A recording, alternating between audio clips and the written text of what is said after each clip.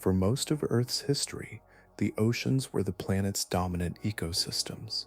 They covered more than 70% of the surface and had already hosted complex life for hundreds of millions of years before animals ever walked on land. Predators appeared there early. Some grew longer than city buses, others carried jaws strong enough to crush armored prey. A few possessed teeth arranged in spirals or blades that puzzled scientists for generations. Many of these hunters lived while dinosaurs walked across continents, yet the land tells only part of the story. Beneath ancient seas, entire food chains formed long before forests and plains filled with giant reptiles. Marine life had a vast head start. Ecosystems grew complex, and predators followed. Fossils uncovered in places such as Morocco, Germany, Kansas, and Australia reveal fragments of that world. Regions that are now farmland or desert once lay beneath shallow seas. Farmers in the American plains sometimes uncover marine predator fossils beneath wheat fields because that land was once an inland ocean. Some of these ancient hunters were fish protected by thick armor plates. Some were sharks with teeth unlike anything alive today. Others were reptiles that returned to the sea and evolved into highly efficient marine predators. Again and again, the oceans produced unfamiliar designs. What allowed marine predators to grow powerful so early in Earth's history? How did ancient seas produce hunters with such unusual teeth, armor, and size?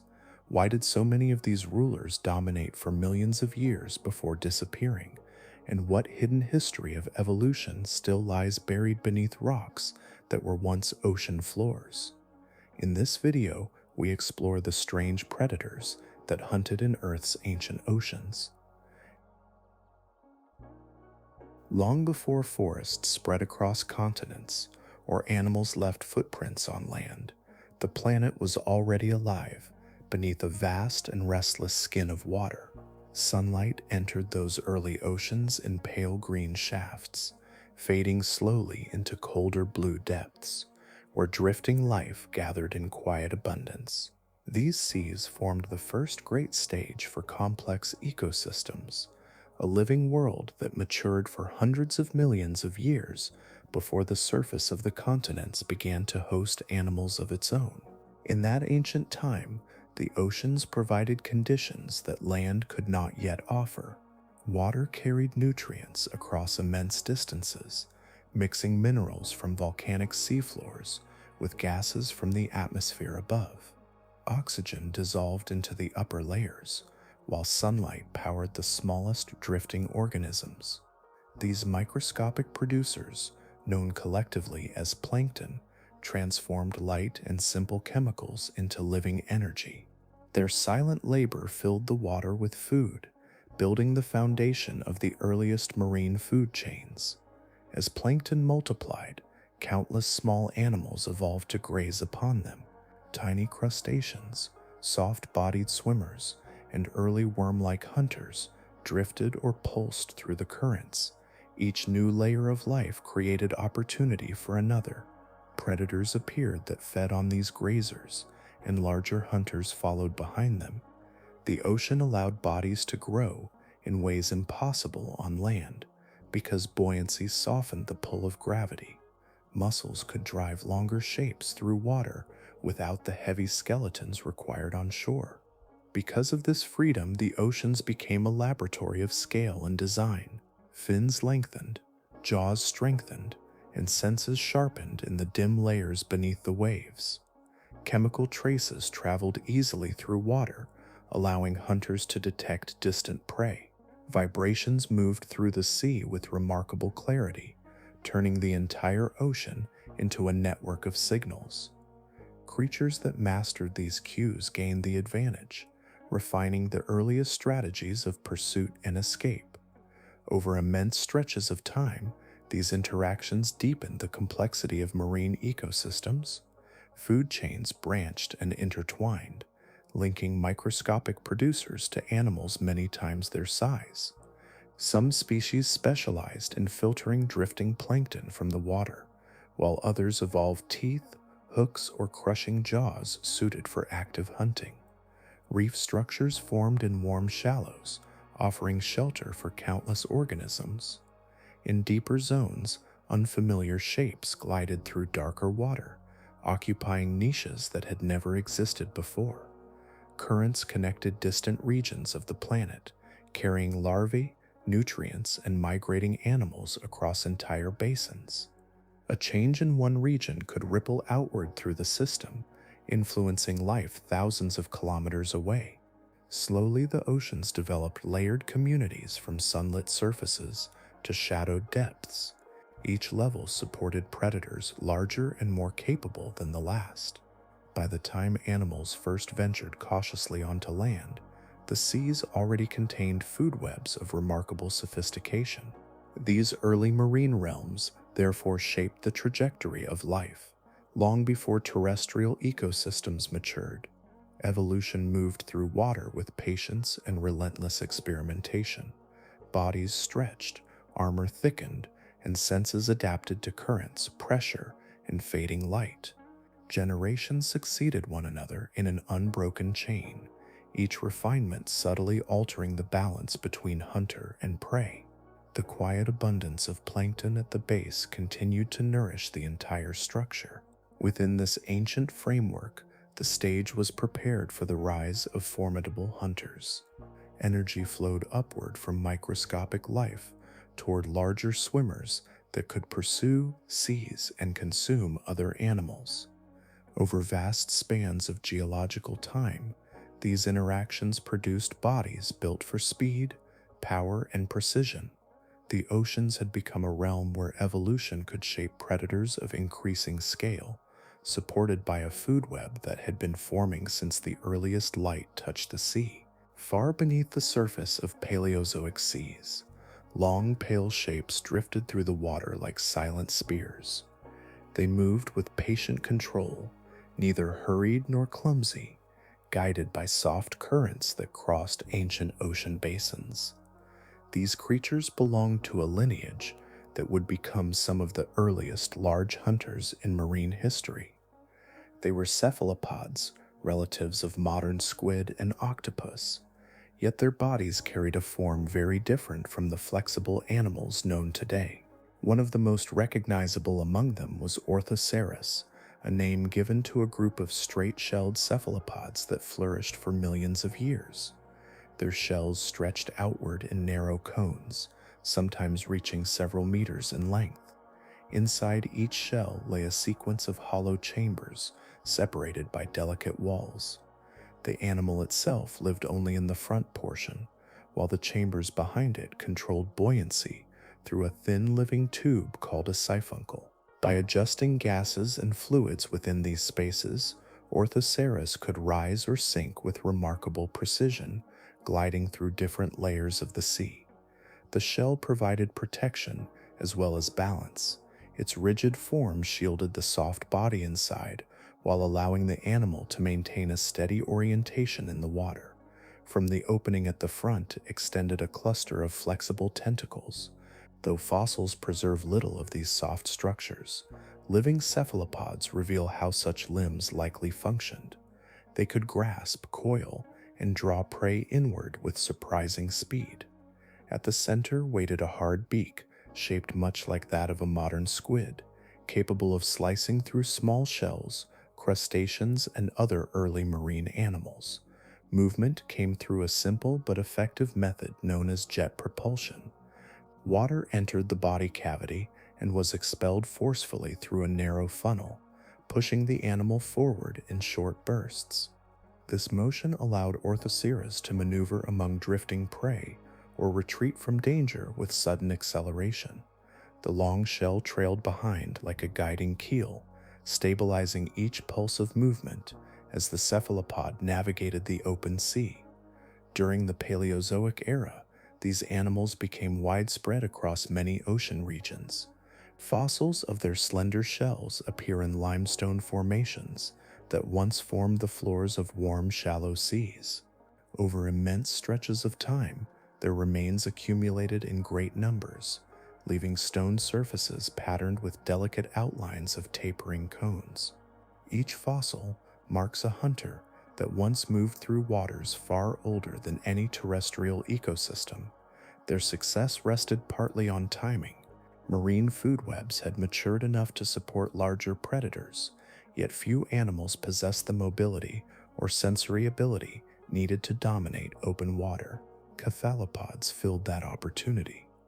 Their eyes, likely well developed even in these early forms, could detect motion and contrast in dim underwater light.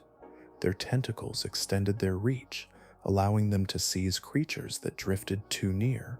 With buoyancy control and bursts of jet propulsion, they occupied a role that few others could match.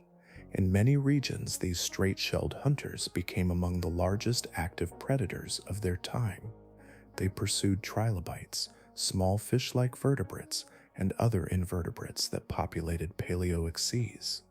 Some species may have hovered quietly above the seabed, while others cruised through midwater layers where drifting animals gathered. Their presence introduced a new level of predation to marine ecosystems, shaping the behavior and evolution of countless smaller species. Through this quiet expansion, the oceans gained their first widely distributed giants. Orthoceras and its relatives carried forward a design both simple and effective, combining protective shells with the dexterity of tentacled hunters. For millions of years, their narrow silhouettes passed through ancient waters, leaving behind stone traces that still appear today in rock cut by time and tide. Time moved forward through the Devonian period, with a quiet but profound transformation unfolding beneath the surface of the sea. The waters that once held simpler hunters and drifting invertebrates gradually filled with a new kind of creature, fish whose bodies carried thick shields of bone across their heads and chests. These animals belonged to a group now known as placoderms, and their presence marked the beginning of an era when protection and attack evolved together in careful balance. Their armor was not delicate. Plates of dense bone overlapped like fitted stone, forming rigid helmets that guarded the most vulnerable parts of the body. The front of the animal became a fortress, capable of withstanding the force of bites and collisions that would have crushed softer creatures. Behind the armored head, the body narrowed into a more flexible tail, allowing these fish to move through water with steady power despite the weight of their defenses. The seas of the Devonian were becoming crowded with life. Early vertebrates multiplied, filling ecological roles that had only recently begun to appear. Some grazed along seafloors, rich with organic debris. Others darted through open water, pursuing smaller animals that drifted in loose schools. In this growing complexity, survival depended on a balance between speed, protection, and the ability to feed efficiently. Among the most important developments during this time was the refinement of jaws in vertebrate animals.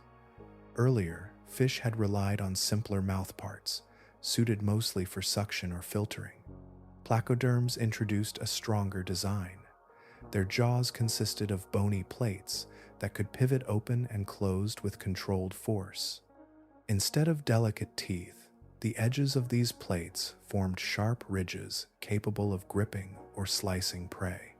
The emergence of jaws changed the rhythm of marine ecosystems. Predators could now seize animals more effectively, while prey species developed new forms of defense in response. Some fish grew thicker scales that overlapped like protective tiles. Others evolved more streamlined bodies that allowed sudden bursts of speed. Each adaptation encouraged another in return, creating a gradual evolutionary contest that shaped the character of Devonian seas. Armor itself influenced how hunting unfolded beneath the waves. A predator facing an armored fish could not rely on a simple bite to the head. The protective plates demanded precision and patience. Hunters often targeted softer regions of the body, such as the joints between plates or the tail where movement remained flexible. Some predators developed crushing jaws that could break bone directly, while others refined ambush strategies that focused on speed rather than brute force. Placoderms themselves occupied many of these roles. Not all were slow-moving or defensive. Several species grew into formidable predators that carried both armor and powerful jaws. Their bodies balanced weight and mobility, allowing them to glide through Devonian waters with surprising agility. In this way, the same group that represented defense also produced some of the earliest large vertebrate hunters. The Devonian oceans therefore became a mosaic of strategies. Armored grazers moved across seabeds, smaller fish wove through coral-like structures, and predatory forms patrolled open water corridors where schools gathered. Each encounter between hunter and prey carried the imprint of evolutionary pressure that had been building for millions of years. Through these interactions, vertebrate life took a decisive step toward greater complexity. Jaws, armor, and more advanced skeletons expanded the possibilities of movement and feeding. The quiet laboratories of the ocean continued refining these designs generation after generation, gradually producing creatures capable of greater size and strength. Within this environment, the foundations were laid for predators whose power would reshape marine ecosystems yet again. The Devonian seas held many armored fish, but among them emerged individuals whose jaws and bodies pushed the limits of what these defenses could achieve, turning protection into an instrument of dominance within the ancient ocean. Across certain Devonian seabeds, fragments of bone lie embedded within ancient stone, thick plates shaped with the precision of a natural machine. When assembled, these fossils reveal the outline of a predator whose presence altered the balance of its world. This creature is known as Dunkleosteus, one of the largest and most formidable armored fish ever to move through prehistoric oceans. Its body carried the unmistakable signature of the placoderms, yet on a scale far beyond most of its relatives. The head and upper torso were enclosed in massive plates of articulated bone, forming a protective structure that resembled a hinged helmet. These plates did not simply shield the animal. They also supported the mechanics of a remarkable jaw system, one capable of delivering force that rivaled the bite of large crocodiles alive today. Dunkleosteus often reached lengths of nearly 10 meters, with a broad skull that dominated the front portion of its body. Behind the armor, the body tapered into a powerful tail that provided propulsion through Devonian waters. This design balanced protection with mobility, allowing the predator to maneuver with unexpected speed despite its heavy cranial shield. Unlike many later predators, Dunkleosteus carried no true teeth. Instead, its jaws ended in sharpened bony edges formed from the same plates that protected its head.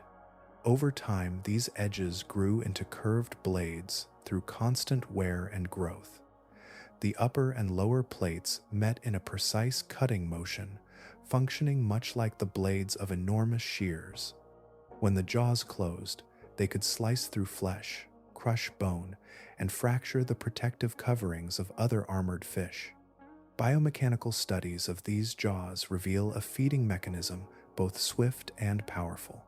The joints connecting the head plates allowed the mouth to open with unusual speed, creating a sudden suction that pulled nearby water and prey inward. In a fraction of a second, the blades snapped shut. The combination of suction and cutting force made escape extremely difficult for animals caught within reach. Evidence of this predatory behavior appears directly in the fossil record. Some Devonian fish fossils bear deep gouges and curved fractures that match the blade edges of Dunkleosteus jaws. These marks suggest encounters where powerful bites sheared through armor or bone. In certain fossils, the damage healed partially before the animal died, preserving the history of a violent encounter within its skeleton.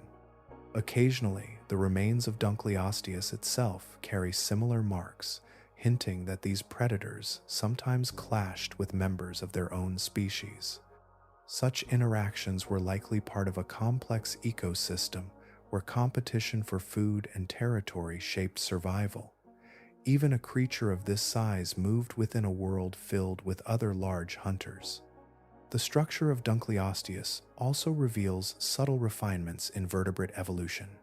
Its hinged armor allowed slight movement between plates, preventing the body from becoming rigid. Muscles anchored to these plates transmitted enormous force into the jaws while still allowing fluid motion through the water. The result was a predator that combined defense, mobility, and cutting power in a single integrated design. In Devonian seas, this animal stood near the top of the food web. Smaller fish, early sharks, and armored species shared the same waters, forming a complex community of hunters and prey. Within that living network, Dunkleosteus occupied a role defined by strength and precision. Its arrival represented a new level of vertebrate predation, one built upon jaws capable of dismantling even heavily protected animals. The stone fragments discovered today are quiet remnants of that presence. From scattered plates and worn blade edges, paleontology reconstructs the form of a predator that once moved with confidence through ancient oceans, its armored head leading a body shaped by the long patience of evolution. Stone sometimes preserves the aftermath of ancient encounters. Within certain Devonian rock layers, scattered plates of bone appear fractured in ways that suggest sudden violence rather than slow decay. These remnants offer quiet clues about how Dunkleosteus moved and fed within its world. Through careful reconstruction, scientists have begun to understand the mechanics behind one of the earliest vertebrate superpredators. The head of Dunkleosteus functioned like a powerful biological machine. Its armored plates were joined by movable joints that allowed the front portion of the skull to tilt slightly upward when the mouth opened. Muscles anchored deep within this framework pulled against the heavy bone, generating tremendous force. Computer models built from fossil skulls suggest that when the jaws closed, the pressure could rival that of modern crocodiles. Such force would have been more than enough to shear through bone, armor, or thick muscle. Yet strength alone does not fully explain its hunting method. The motion of the jaws appears to have been unusually fast for such a large fish. When the mouth opened, the rapid expansion of the oral cavity created a sudden drop in pressure. Water rushed inward, carrying nearby prey with it. This process, known as suction feeding, allowed Dunkleosteus to pull animals toward its jaws even before the cutting edges snapped shut. The sequence may have lasted only a fraction of a second. First, the armored skull lifted slightly, widening the gape. Water and prey surged forward under the pressure change. Immediately afterward, the bladed jaw plates closed with crushing force, trapping whatever had been drawn inward. The curved edges of those plates then sliced through flesh or bone, separating large pieces of food that could be swallowed. Evidence supporting this feeding style appears in subtle marks left on Devonian fossils. Some fish skeletons display deep, crescent-shaped cuts consistent with the edges of Dunkleosteus jaw plates. In other specimens, the bones are fractured as though crushed under immense pressure before breaking apart. These traces suggest that prey rarely escaped once captured. Occasionally, the same marks appear on the armor of Dunkleosteus itself. Paleontologists have discovered plates bearing cuts and fractures that match the shape and spacing of their own species' jaws. Such injuries hint that encounters between individuals sometimes turned aggressive. Competition for food, territory, or mating opportunities may have led these powerful predators to attack rivals of equal size. Cannibalism, while unsettling from a modern perspective, often appears in ecosystems dominated by large hunters. When prey becomes scarce or competition grows intense, even members of the same species may become targets. The fossil scars preserved in Devonian stone provide quiet evidence that Dunkleosteus participated in such interactions. Its dominance in ancient seas arose from a combination of factors working together. The armored head protected vital organs during struggles with prey or rivals. The hinged plates of the skull amplified muscular force, transforming closing jaws into cutting blades of extraordinary strength. Rapid suction feeding increased the chances of capturing swift animals that might otherwise evade a slower predator. At the same time, the body behind that armored front remained capable of steady movement through open water. A strong tail generated forward thrust, allowing the animal to approach prey with controlled speed. Though heavy in the front, its design balanced protection with mobility in a way that few other Devonian fish could match. Within the complex communities of that era, such capabilities placed Dunkleosteus near the top of the food web. Smaller predators hunted among reefs and seafloors, while schools of early fish filled the water between. Moving among them was a hunter whose feeding mechanism combined precision, speed, and overwhelming power. Over millions of years, these traits allowed Dunkleosteus to thrive across large portions of Devonian seas. The fossil traces it left behind, from shattered bones to scarred armor plates, remain quiet records of how one of the earliest giant vertebrate predators secured its place within the evolving story of life in the ocean. Change in the Devonian seas rarely arrived as a sudden event. Instead, it unfolded through countless encounters between hunter and prey, each interaction leaving a subtle imprint on the next generation. Over immense stretches of time, these pressures accumulated, quietly reshaping the bodies and behaviors of marine life. What emerged from this long process was an evolutionary contest that unfolded across entire oceans. Predators had already grown larger and more capable, yet prey species were far from passive participants in this balance. Many fish began to develop bodies designed for greater speed. Their forms became more streamlined, reducing resistance as they moved through water. Fins shifted in shape and position, allowing sharper turns and faster bursts of motion.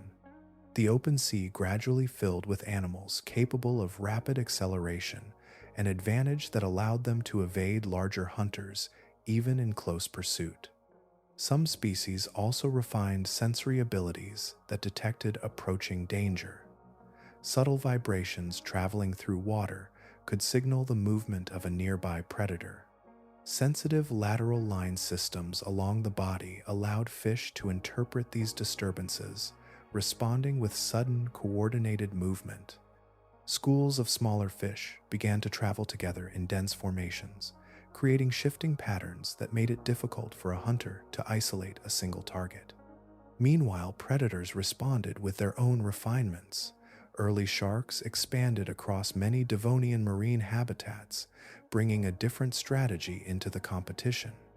Unlike the heavily armored placoderms, sharks carried skeletons made of cartilage, a flexible material lighter than bone. This structure allowed greater agility and endurance in open water. Their bodies curved smoothly from head to tail, and powerful caudal fins propelled them through the sea with fluid efficiency. The contrast between these hunters shaped much of the Devonian marine landscape. Placoderms retained their protective armor and formidable jaws, often occupying roles where strength and durability were essential. Sharks, by comparison, relied on mobility and sensory awareness. Their skin carried tiny tooth-like scales that reduced drag, while rows of replaceable teeth ensured that damaged edges could be renewed continually throughout life. In many regions, these groups shared the same environments. pursuing overlapping prey. Encounters between them likely occurred often, though the fossil record preserves only fragments of those interactions. Scattered remains of fish, bearing bite marks from different predators, suggest a complex network of competition where speed, armor, and maneuverability each offered advantages depending on the situation. As these strategies evolved, marine ecosystems grew increasingly intricate. Coral structures and underwater ridges provided shelter for smaller animals, while open water supported fast-moving predators that patrolled broad territories. The Devonian oceans had become a dynamic system shaped by continuous adaptation, where each new trait influenced the direction of future evolution. Yet this balance did not remain unchanged. Toward the later stages of the Devonian period, a series of environmental disruptions altered marine life across the planet. Fluctuations in sea levels, changes in ocean chemistry, and widespread declines in oxygen affected many species simultaneously. Some reef systems collapsed, removing habitats that had supported diverse communities for millions of years. These events did not eliminate all marine life, but they reshaped ecosystems in lasting ways. Several groups of armored fish declined or vanished entirely, leaving ecological spaces that other animals would later occupy. Sharks and more lightly built fish survived in greater numbers, their flexible bodies and varied diets allowing them to endure shifting conditions. Within this long chapter of Earth's history, the Devonian seas reveal how evolution responds to pressure from many directions at once. Predators refine their methods, prey evolve new defenses, and environmental change adds further challenges to both. Through these overlapping forces, the oceans continued their patient transformation, guiding marine life toward new forms that would shape the next eras of the ancient world. In quiet layers of Devonian rock, certain fossils appear more delicate than the heavy plates of earlier fish. Their outlines are faint, sometimes little more than impressions where softer skeletons once rested within ancient sediments. These remains belong to some of the earliest sharks, animals whose bodies were built upon a framework very different from the armored creatures that had dominated earlier seas. Instead of rigid bone, their skeletons formed from cartilage, a lighter and more flexible material that still supports the bodies of modern sharks today. Cartilage does not preserve easily in stone, which is why their fossils often appear incomplete compared with those of heavily armored fish. Yet this subtle structure offered powerful advantages in life. A cartilaginous skeleton reduced weight, allowing the body to move through water with greater efficiency and agility. This design created a new kind of predator in ancient oceans. Where earlier hunters relied heavily on strength and protection, sharks developed bodies suited for endurance and fluid motion. Their spines curved smoothly from head to tail, creating a shape that sliced through water with minimal resistance. Strong muscles along the body worked with a sweeping tail to generate continuous propulsion, allowing them to travel long distances without the burden of heavy armor. The skin of these early sharks carried another remarkable adaptation. Its surface was covered with microscopic scales known as dermal denticles. Each tiny structure resembled a miniature tooth, ridged and pointed toward the tail. Together they formed a textured layer that reduced turbulence as water flowed across the body. This subtle feature allowed sharks to swim with quiet efficiency, conserving energy during long journeys through open water. Their jaws also followed a different evolutionary path. Rather than fixed cutting plates, sharks possessed rows of true teeth anchored within flexible tissue. When one tooth broke or wore down, another could replace it from behind. This conveyor-like system ensured that sharp edges were always present, ready for feeding. Over time, these teeth diversified into many shapes suited for gripping, slicing, or crushing different forms of prey.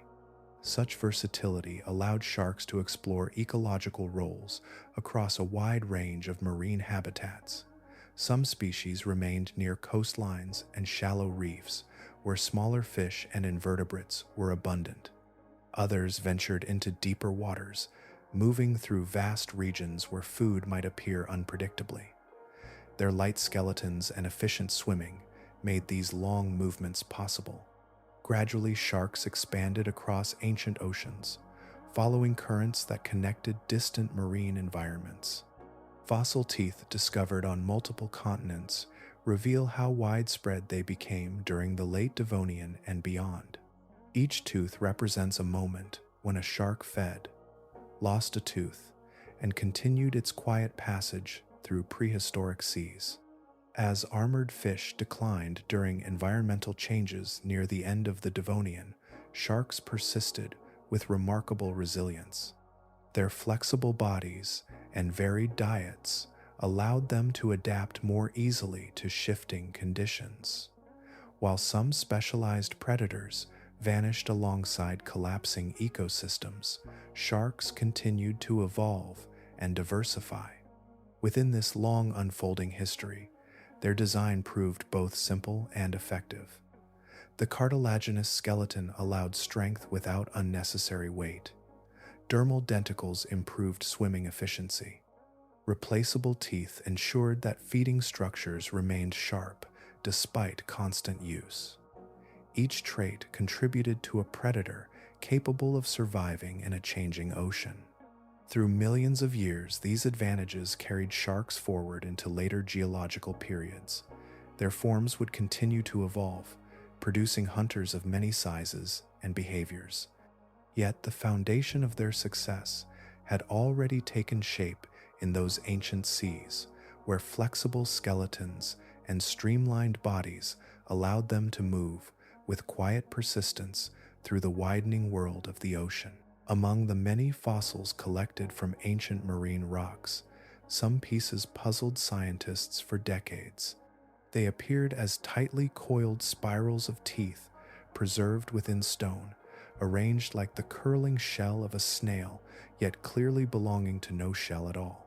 Each specimen consisted of a series of sharp triangular teeth growing outward from a central curve, forming a structure unlike anything seen in modern oceans. For many years, these fossils were difficult to interpret. The spiral pattern suggested growth rather than breakage, yet no known animal carried teeth arranged in such a way. Paleontologists first discovered these strange formations in rocks dating to the late Paleozoic era, a time long after the Devonian seas of armored fish had faded into geological memory. Because only the tooth spirals were preserved, the rest of the animal remained a mystery. Eventually, these fossils were assigned to a prehistoric shark known as Helicoprion. The name reflects the coiled structure of the teeth, which resemble a rotating blade or spiral saw. Yet, even after the animal received its name, scientists continued to debate how the teeth were arranged within the body. Some early interpretations imagined the spiral placed on the tip of the snout like a strange weapon. Others suggested it might have rested along the back or within the throat. These ideas reflected the difficulty of working with incomplete fossils. Sharks possess skeletons composed mainly of cartilage, which rarely fossilizes well. As a result, the delicate framework that once supported Helicoprion's body had vanished, leaving only the durable teeth behind. Without the rest of the skeleton to guide reconstruction, paleontologists relied on comparison and imagination. The spiral itself showed clear evidence of continuous growth. New teeth formed at the inner center of the coil, while older teeth moved outward as the structure expanded. Unlike modern sharks that shed and replace teeth individually, Helicoprion retained all of its teeth within this single growing whorl. the entire structure functioned as a unified set rather than a row of replaceable parts. For more than a century, the exact placement of this spiral remained uncertain. That uncertainty began to fade with the development of modern imaging techniques. Fossils embedded within solid rock could now be examined using computed tomography, commonly known as CT scanning. This method allowed scientists to visualize internal structures without damaging the surrounding stone. When several well-preserved Helicoprion fossils were scanned, a clearer picture emerged.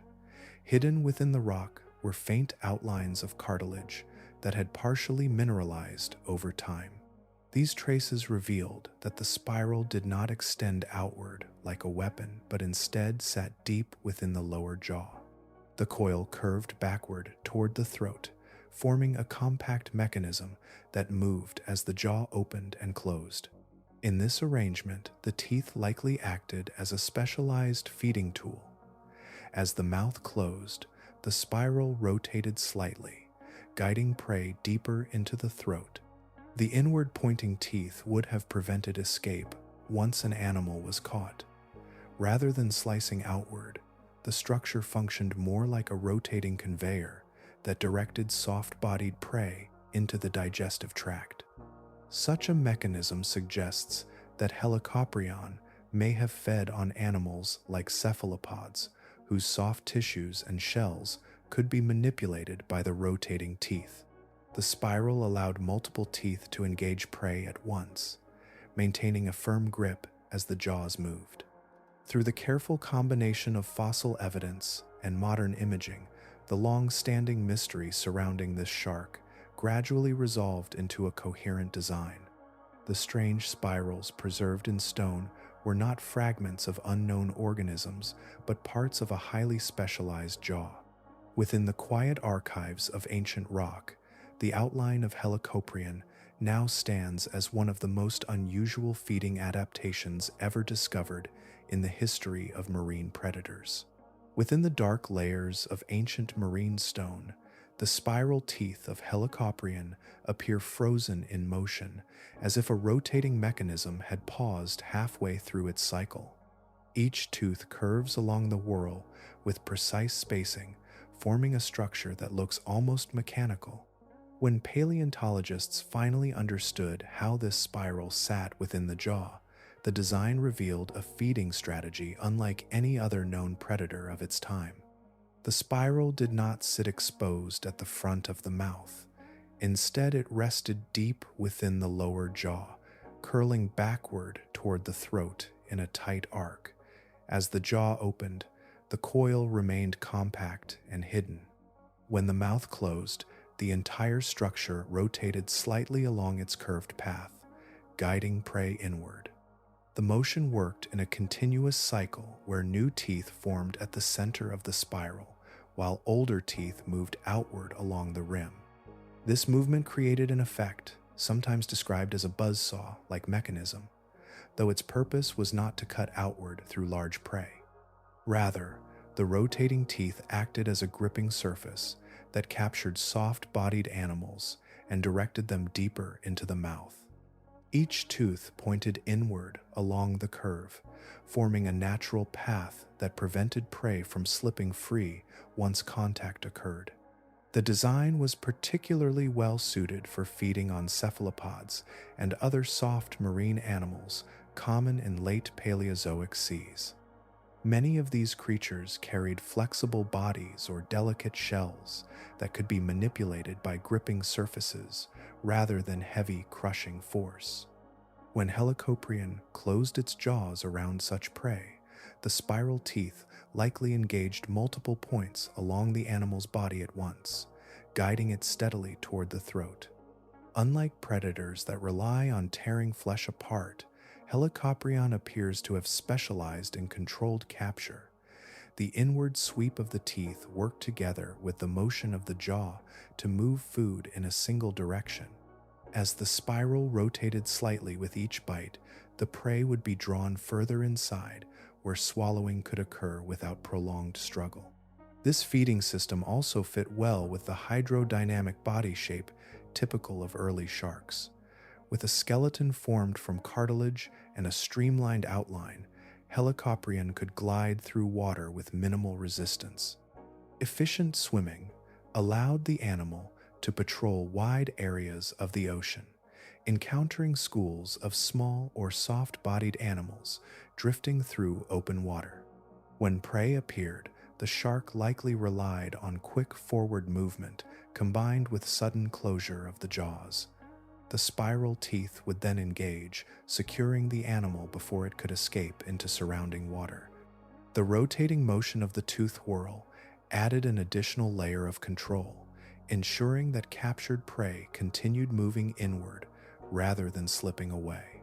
Such specialization illustrates the diverse experiments that evolution produced within ancient seas. While some predators evolved crushing jaws or slicing teeth, Helicoprion developed a feeding apparatus based on rotation and guided motion. Its spiral jaw allowed efficient handling of prey that might otherwise be difficult to grip. Fossils of the tooth whorl show how the structure continued growing throughout the shark's life. As new teeth formed near the center, the outer teeth remained functional, expanding the spiral gradually over time. This continuous growth ensured that the feeding mechanism remained effective even as the animal matured. Through this unusual design, Helicoprion occupied a niche shaped by both anatomy and environment. The calm movement of its body through ancient water, combined with a jaw mechanism that captured prey with controlled precision. In the quiet record preserved within stone spirals, the outline of this feeding strategy remains visible, revealing how one prehistoric shark solved the challenge of hunting in a world filled with drifting marine life. Across long stretches of geological time, the boundary between land and sea has never remained fixed for the creatures that inhabit it. Animals once tied to coastal shallows sometimes moved inland, adapting to forests and dry plains. Yet the movement occasionally flowed in the opposite direction as well. Certain reptiles that had learned to live on land gradually turned back toward the water, entering the oceans again and beginning a new chapter in marine evolution. This transition did not happen all at once. Early reptiles still carried the body plans shaped for terrestrial life, with limbs built for walking and lungs suited for breathing air above the surface. But along quiet coastlines and shallow lagoons, some species began spending more time in water. Swimming offered new opportunities for feeding and escape from predators that roamed the land. Over many generations, small anatomical changes accumulated that slowly transformed these animals into capable swimmers.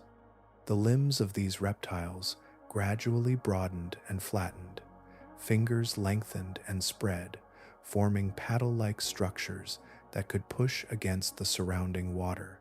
Bones within the limbs became shorter and more tightly arranged, creating sturdy flippers capable of powerful strokes. At the same time, the body itself began to change. Torsos stretched into smoother outlines, reducing resistance as the animals moved beneath the surface. Their tails often grew stronger and more flexible, acting as stabilizers during swimming. Some species developed elongated bodies that glided through water with steady motion, while others retained shorter forms that relied more heavily on paddling limbs. In both cases, the goal remained the same: movement that balanced power with efficiency in a dense aquatic environment. Breathing continued to rely on lungs, which meant these reptiles still needed to surface regularly for air. Yet their growing comfort in water allowed them to spend longer periods beneath the surface. Eyes shifted slightly toward the top of the head in some species, helping them observe surroundings while most of the body remained submerged. Nostrils also migrated toward the upper snout, an arrangement that allowed breathing with minimal exposure above the waterline. Among the earliest marine reptiles were groups such as the ichthyosaurs and early sauropterygians, though their ancestors once walked on land long before entering marine habitats. These animals appeared during the Triassic period, not long after earlier ocean predators had reshaped marine ecosystems. The seas they entered were already populated by sharks, fish, and many other forms of life, yet reptiles introduced a new style of predation shaped by their terrestrial heritage. Ichthyosaurs eventually developed bodies that resembled those of modern dolphins, with sleek outlines and strong tail fins that propelled them swiftly through open water. Sauropterygians followed a somewhat different path, producing animals with broad flippers and long necks that could extend toward prey while the body remained stable in the water. Both groups illustrate how evolution experimented with multiple solutions for returning vertebrates to the sea. As these reptiles adapted more fully to aquatic life, their roles within marine ecosystems expanded. They hunted fish, cephalopods, and other animals that occupied various depths of the ocean. Some pursued prey with bursts of speed through open water, while others moved slowly along coastal environments where smaller animals gathered. The transformation from land-dwelling reptile to marine predator demonstrates how flexible evolution can be when new opportunities appear. Over millions of years, anatomical features originally suited for walking and breathing on land reshaped themselves into structures that supported life in water once again. Within this long process, reptiles that returned to the sea became part of a growing community of marine hunters. Their flippers, streamlined bodies, and air-breathing lungs formed a unique combination that allowed them to thrive alongside sharks and fish already present in ancient oceans. Gradually, these animals would give rise to larger and more specialized predators whose presence defined the marine ecosystems of later eras. In Jurassic seas, the shape of a predator sometimes appeared first as a shadow moving slowly through deeper water. The body followed with quiet certainty, powerful and compact, carried by broad flippers that pressed against the surrounding sea with steady strokes. Among the most formidable reptiles of this time were the pliosaurs, a group of marine hunters whose strength and design placed them near the top of the ocean food web. One of the most well-known members of this lineage is Liopleurodon, a predator whose remains have been discovered in marine deposits across parts of Europe. Fossils from England and France reveal fragments of skulls, vertebrae, and teeth that together outline an animal built for power. Though the complete skeletons are rare, the bones that remain provide a clear sense of scale and structure. The skull of Liopleurodon formed a large portion of its body length. Broad and heavily constructed, it carried jaws lined with thick, conical teeth designed for gripping prey. These teeth were not delicate slicing blades but sturdy spikes, capable of holding struggling animals with remarkable force. Each tooth curved slightly inward, preventing captured prey from slipping free once the jaws closed. Behind this formidable head stretched a short neck that connected to a strong barrel-shaped torso. Unlike the long-necked marine reptiles that shared Jurassic waters, pliosaurs emphasized compact strength. Their bodies were supported by 4 large flippers positioned along the sides of the body. These limbs moved in coordinated strokes that propelled the animal forward through the water with surprising efficiency. The flippers functioned in a manner similar to underwater wings. By sweeping them downward and backward, Liopleurodon generated lift and thrust at the same time. This motion allowed the animal to move not only forward, but also upward and downward through different layers of the ocean. Such control made it possible to pursue prey across complex underwater terrain. Evidence for the presence of these predators appears in Jurassic marine rocks that once formed the floors of warm seas. Fossil teeth and jaw fragments are often found among the remains of fish, ammonites, and other marine reptiles. The size and strength of these teeth indicate that Liopleurodon could tackle a wide range of prey, from large fish to smaller reptiles sharing the same environment. Some fossils even display bite marks consistent with pliosaur teeth. These impressions appear as deep punctures or gouges in bone, spaced in patterns that match the shape of the predator's jaw. Such marks provide quiet confirmation that large marine animals occasionally fell victim to these powerful hunters. The role of Liopleurodon within Jurassic ecosystems reflects its combination of size, mobility, and powerful jaws. As an apex predator, it likely influenced the behavior and distribution of many other species. Animals that shared its waters would have needed to remain alert to its presence, adjusting their movements through reefs, open water corridors, or deeper regions of the sea. Despite its strength, Liopleurodon was not built for endless pursuit across vast distances. Instead, it appears suited for sudden attacks delivered with controlled bursts of speed. The powerful flippers could drive the body forward rapidly, while the large head provided the reach needed to seize prey before it could escape. Within the layered communities of Jurassic oceans, this predator occupied a position shaped by millions of years of evolutionary refinement. Its compact body, enormous skull, and gripping teeth formed a design that balanced power with mobility beneath the waves. The fossils preserved within ancient limestone offer only fragments of that presence. Yet from these bones emerges the image of a reptile whose passage through Jurassic seas left a lasting imprint on the marine ecosystems that surrounded it. Sunlight filtering through Jurassic waters revealed a marine world already crowded with life. Beneath the shifting surface, layers of movement filled the sea from shallow coastal shelves to deeper offshore basins. Within this wide environment, countless species interacted in patterns that formed intricate food chains.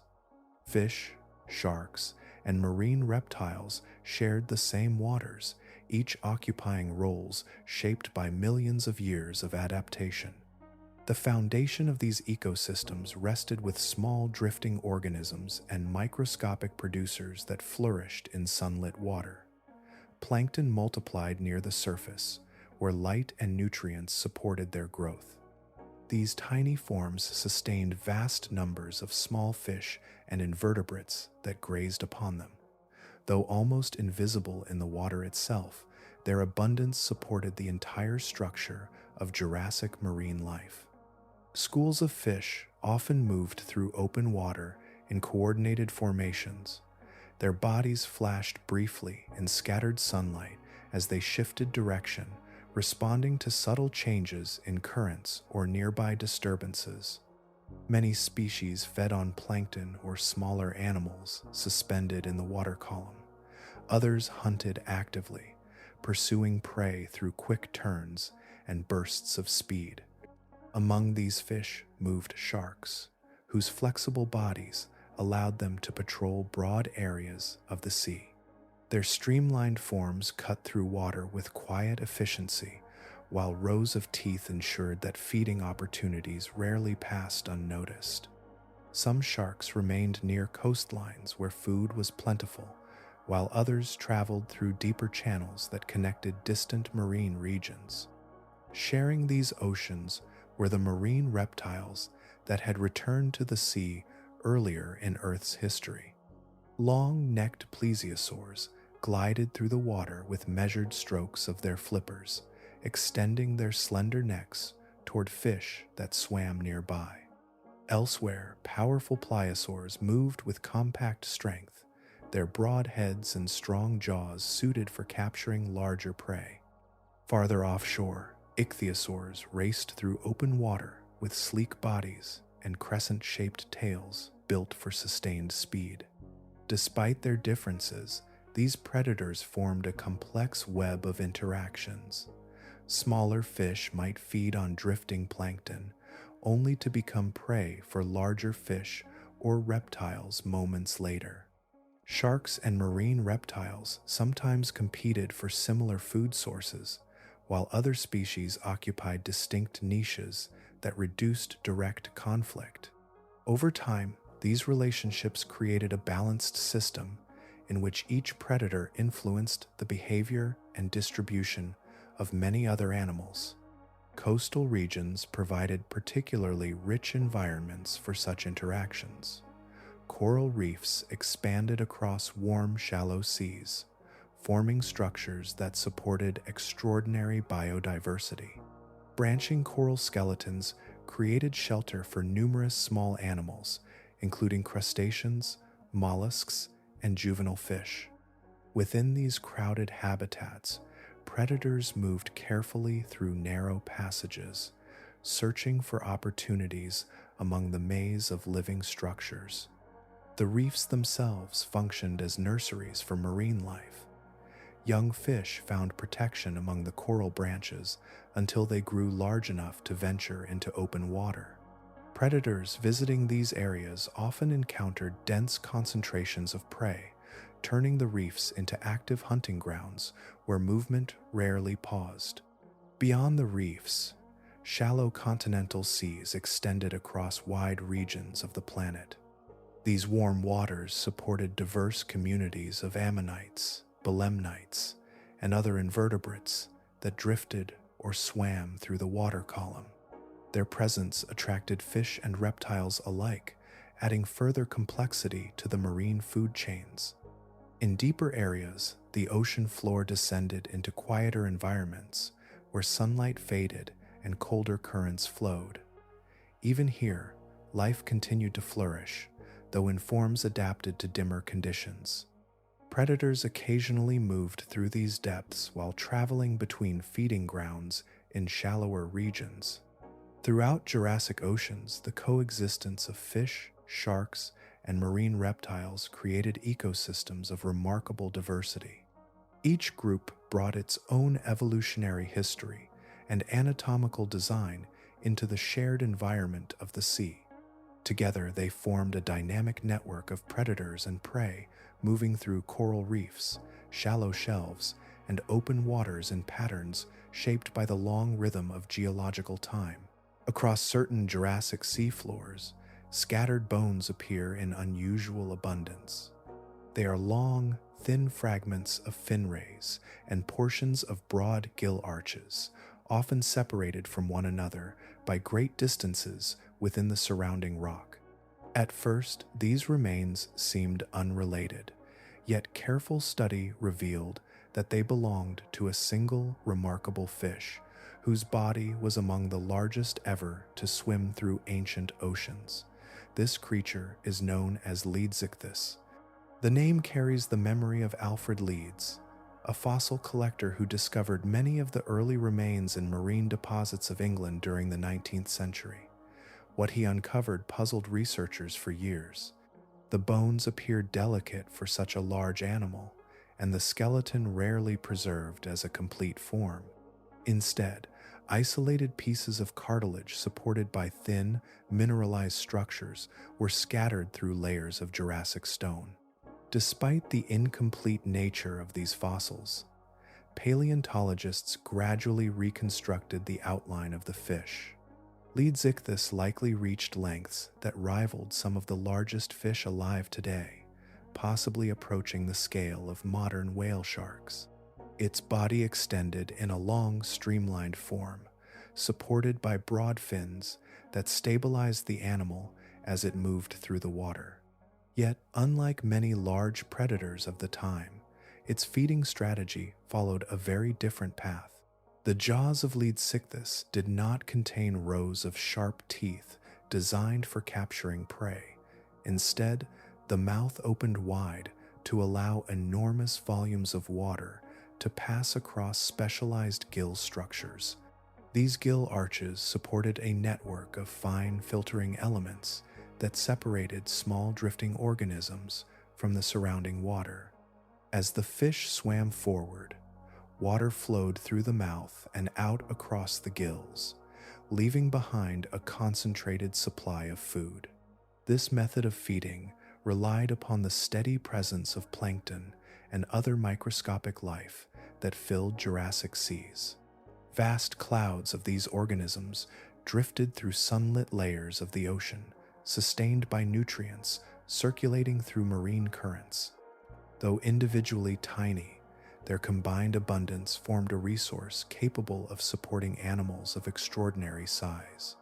Leedsichthys likely traveled through these plankton-rich waters with slow, deliberate motion.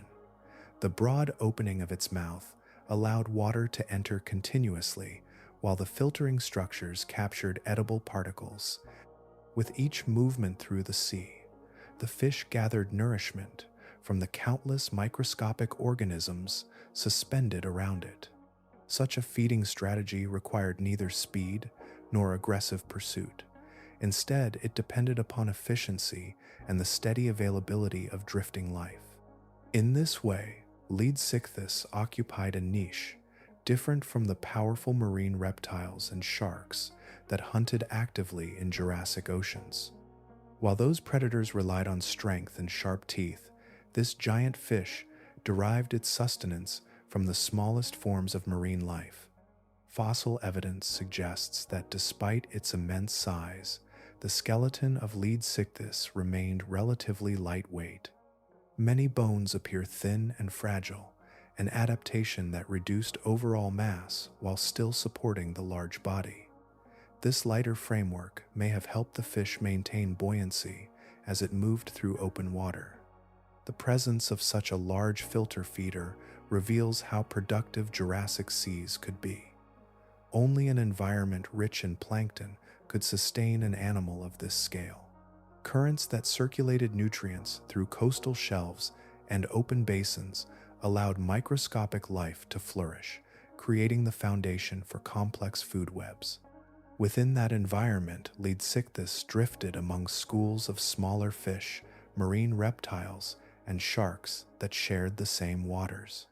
Though it posed little threat to other animals as a predator, its sheer size made it one of the most impressive inhabitants of Jurassic oceans. The scattered bones preserved in ancient marine rock remain quiet reminders of a giant that fed not through violence, but through the patient filtering of life suspended within the sea. Far below the movements of large animals, the true foundation of ocean life drifts almost unnoticed. Countless microscopic organisms float within the upper layers of the sea, carried by gentle currents that circle the planet's oceans. These tiny forms, collectively known as plankton, appear insignificant when viewed alone, yet their vast numbers create one of the most powerful biological systems on Earth. Sunlight reaching the surface waters fuels the growth of planktonic algae and other microscopic producers. Through photosynthesis, these organisms transform light, carbon dioxide, and dissolve nutrients into living matter. This quiet process fills the ocean with energy that flows upward through every level of the marine food web. Small animals feed on these drifting producers, forming dense populations that attract larger consumers in turn. Over immense spans of time, this layered system has grown increasingly complex. Minute crustaceans graze on plankton and reproduce in enormous numbers.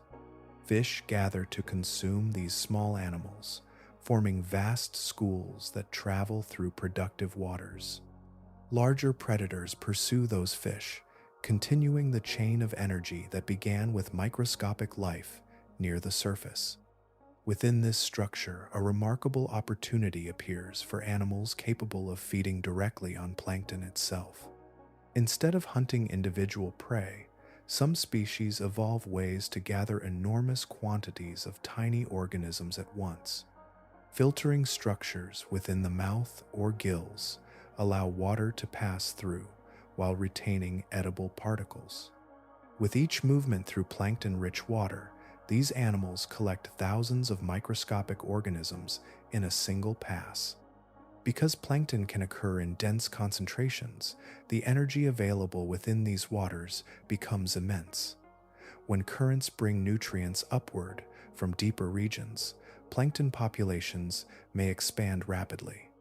Entire stretches of ocean surface turn into feeding grounds where microscopic life drifts in thick clouds beneath the sunlight. Animals that specialize in filtering these organisms gain access to a resource both abundant and widely distributed. The ocean itself makes this strategy possible through the physical properties of water. Buoyancy reduces the strain of gravity on large bodies, allowing animals to grow to sizes that would be difficult to support on land. A massive fish or marine mammal does not need heavy limbs to bear its weight while swimming. Instead, the surrounding water supports much of the body's mass, allowing size to increase without the same structural limitations found in terrestrial environments. Large bodies also bring advantages when feeding on plankton. A wide mouth can sweep through greater volumes of water, capturing more food with each motion. Broad gill structures or filtering plates create large surfaces where microscopic organisms can be trapped. The greater the size of the animal, the more efficiently it can harvest drifting life from the surrounding sea. Migration patterns further enhance this survival strategy. Many large filter feeders travel across long distances following seasonal changes in plankton abundance. Ocean currents, temperature shifts, and nutrient cycles create predictable regions where microscopic life flourishes. By moving between these productive zones, filter feeding giants maintain access to the resources they need. Energy conservation plays a crucial role as well. Unlike predators that must pursue fast-moving prey, filter feeders often swim slowly through dense plankton fields. Their movements remain steady and efficient, allowing them to gather food continuously while expending relatively little energy. This balance between intake and effort supports bodies of extraordinary scale. Within ancient oceans, the emergence of such giants reveals how productivity at the smallest levels can shape life at the largest scales.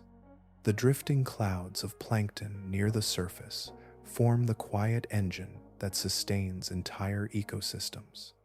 From these microscopic beginnings arise animals whose size and presence define the character of the sea, demonstrating how the smallest life forms can nourish the largest creatures ever to inhabit Earth's waters. Movement through water imposes its own quiet discipline on the bodies of marine animals. Every curve of muscle and bone interacts with the surrounding fluid, shaping how efficiently a creature can travel through the sea. Over long stretches of evolutionary time, this simple fact began guiding the design of a new generation of ocean predators, fish whose bodies became refined for speed and pursuit. Earlier hunters often relied on heavy armor or powerful jaws to overpower prey at close range. Yet the open ocean presented different challenges. In wide expanses of water where prey could scatter quickly, the advantage increasingly belonged to animals capable of rapid acceleration and sustained swimming. Natural selection gradually favored bodies that reduced resistance while converting muscular energy into smooth forward motion. The earliest changes appeared in the overall shape of predatory fish. Their bodies lengthened and narrowed, creating forms that tapered gently toward the tail. This streamlined structure allowed water to flow along the surface with minimal turbulence. Each movement forward required less energy than before, enabling these animals to travel farther and faster in search of food. Fins also began to change in ways that improved control and propulsion. Paired fins along the sides of the body shifted position to provide stability during swift turns. Meanwhile, the tail developed a more pronounced forked shape, increasing the thrust produced with each powerful stroke. These modifications worked together to transform the fish into efficient swimmers capable of chasing prey through open water. Inside the body, muscles adapted to support these movements. Bands of strong red muscle fibers provided endurance for long periods of steady swimming, while white muscle fibers delivered bursts of speed when sudden pursuit became necessary. The balance between these two systems allowed fast predators to patrol wide territories and then surge forward when opportunity appeared. Such anatomical refinements gave rise to new styles of hunting. Instead of waiting for prey to approach, these fish could actively pursue schools that moved through the water column. Their streamlined forms reduced drag during rapid acceleration, allowing them to close the distance quickly. Once near their target, agile fins enabled sharp turns that followed the unpredictable movements of fleeing fish. Vision and sensory perception also played important roles in this shift toward active pursuit. Many fast predators evolved large eyes that gathered more light in the dim layers beneath the surface. This improvement allowed them to track the flashes of smaller fish, even in deeper or clouded water. Sensory systems along the body detected subtle vibrations created by moving prey, guiding hunters toward schools before they became visible. As these capabilities developed, the structure of marine ecosystems gradually shifted. Schools of smaller fish responded by tightening their formations and refining coordinated movement that confused approaching predators. In turn, the swift hunters continued evolving strategies for isolating individual targets within those swirling groups. Over time, this interaction produced fish that resembled the modern pelagic predators known today. Their bodies glided through open water with effortless precision, shaped by the constant pressure of pursuit and escape. Though individual species differed in size and detail, the overall pattern remained consistent: streamlined bodies, powerful tails, and sensory awareness suited for life in motion. Within ancient oceans, this transformation marked another step in the long evolution of marine predators. The sea had already produced animals that crushed, filtered, and ambushed their prey. Now it fostered hunters whose advantage lay in speed itself. Their sleek forms cut through the water with quiet efficiency, demonstrating how the physics of movement can guide the direction of life across millions of years. Some fossils preserve not only the bones of an animal, but also the final moments of its life. In certain layers of Cretaceous marine rock, long skeletons of a predatory fish appear stretched across stone slabs, their jaws still open as though frozen mid-motion. Within the rib cages of several specimens lies an unexpected detail: the complete skeleton of another fish resting where the stomach once was. These unusual fossils belong to Xiphactinus, one of the most formidable predatory fish to inhabit ancient seas. Xiphactinus possessed a body built for speed and sudden attack. Its form stretched long and narrow, tapering toward a powerful tail that generated rapid bursts of propulsion. Along the back and belly ran stabilizing fins that helped maintain balance while swimming quickly through open water.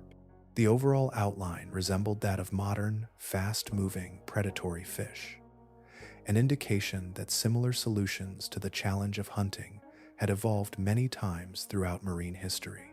The head of Xiphactinus was large relative to the rest of the body, dominated by a wide mouth lined with long, sharp teeth. These teeth pointed slightly backward, forming a natural trap once prey had been seized. Unlike crushing predators that relied on massive bite force, this fish specialized in gripping and swallowing prey whole. The structure of the jaws allowed the mouth to open extremely wide, expanding far enough to engulf animals nearly half its own length. Such feeding behavior is revealed most clearly in the remarkable fossils that preserve prey within the predator's stomach.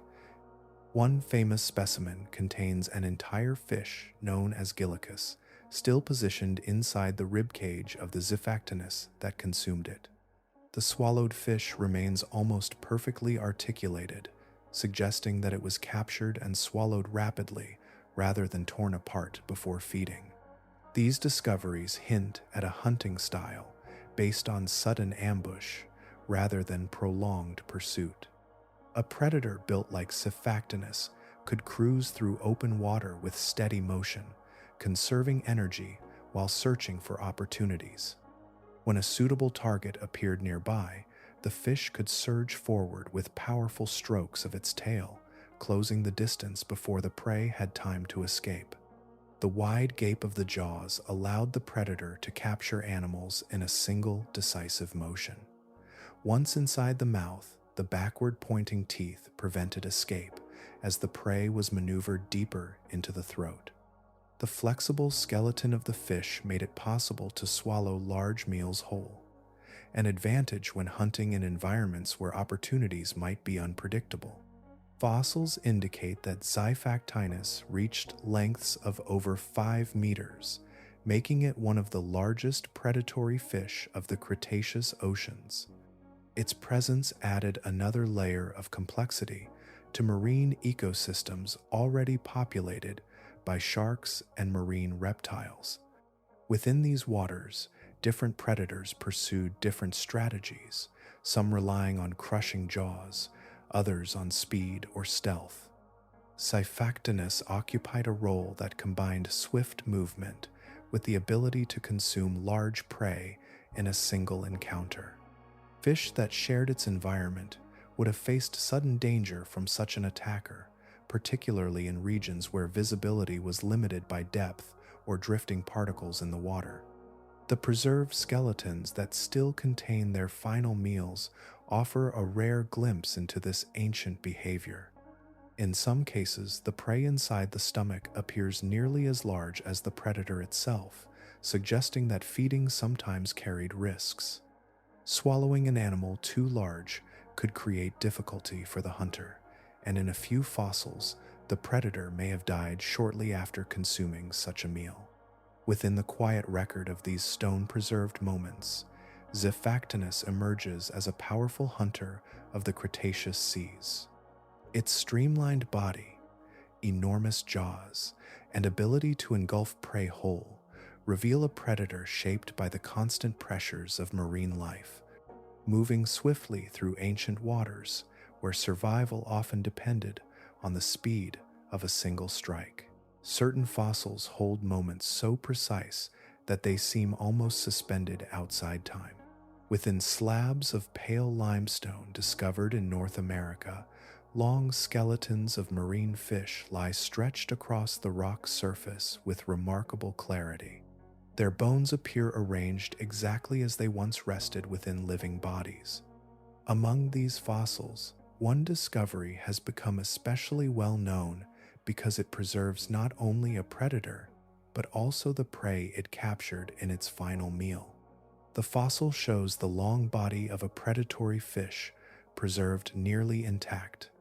Inside the ribcage, another skeleton lies curled within the space where the stomach once existed. The second fish remains articulated from head to tail, its fins and vertebrae still aligned as they were in life. This extraordinary specimen reveals a moment when the hunter had already swallowed its prey whole, yet the meal remained undigested when both animals became buried in sediment. The predator in this fossil is Xiphactinus, a fast-swimming fish that inhabited Cretaceous seas. The prey preserved inside its body belongs to another species known as Helicoprion. What makes the discovery remarkable is the size of the captured animal. The prey appears almost half the length of the predator that swallowed it, suggesting a bold feeding attempt that pushed the limits of what the hunter could safely consume. In life, the capture likely unfolded quickly. Xiphactinus possessed a large mouth capable of opening widely, along with teeth that curved inward to secure prey once seized. When the predator lunged forward and engulfed the fish, the prey passed through the throat and into the stomach without being torn apart. This method allowed the predator to swallow large animals in a single action. Yet the fossil suggests that this particular meal may have carried unexpected consequences. Some paleontologists propose that the swallowed fish struggled violently within the stomach, possibly damaging internal organs or preventing proper digestion. The large size of the prey might also have restricted the predator's movement through water, leaving it weakened or unable to swim effectively. Soon after the event, both animals appear to have settled onto the sea floor, where sediment gradually covered the bodies. Fine particles drifting through the water accumulated layer by layer, sealing the skeletons beneath the surface. Over millions of years, the surrounding sediments hardened into rock, preserving the arrangement of bones with remarkable detail.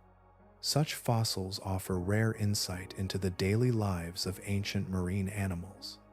Most fossil remains represent scattered bones, separated by currents and decay long before burial occurs. A specimen that captures predator and prey together provides direct evidence of feeding behavior that would otherwise remain unknown. Beyond the dramatic image of a final meal, fossilized stomach contents also reveal patterns within marine ecosystems. By identifying the species found inside predators, scientists can reconstruct relationships between hunters and their prey. These discoveries help clarify which animals interacted within the same environment and how energy moved through ancient food webs. In some cases, stomach fossils contain fragments of shells, fish, bones, or other remains partially digested at the time of burial. Each piece offers a glimpse into the feeding habits of animals that lived millions of years ago. When combined with other fossil evidence, these clues allow researchers to build a clearer picture of marine ecosystems that once existed in distant oceans.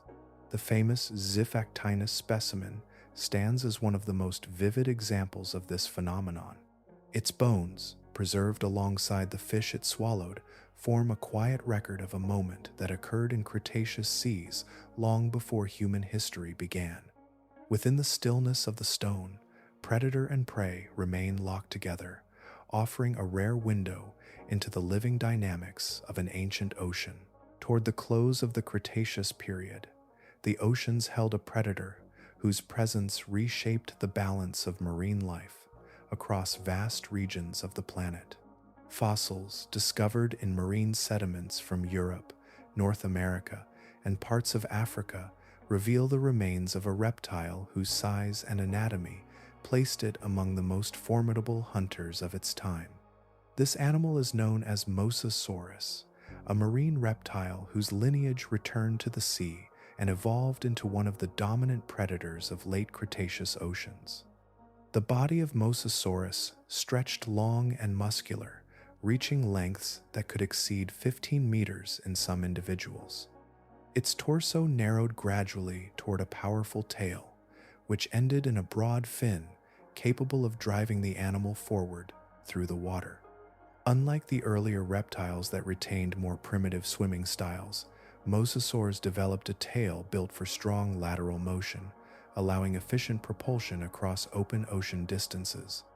At the front of this powerful body lay a massive skull, equipped with rows of conical teeth, each tooth curved slightly inward, forming a gripping surface well suited for capturing slippery prey. These teeth were not designed to slice prey into pieces, but to hold it securely as the jaws closed with powerful force. The structure of the skull supported muscles capable of delivering strong bites, making it possible to seize fish, turtles, and other marine reptiles that shared the same waters. One of the most distinctive features of Mosasaurus involved the construction of its jaws. The lower jaw included a flexible joint near its midpoint, creating what scientists often describe as a double-hinged arrangement.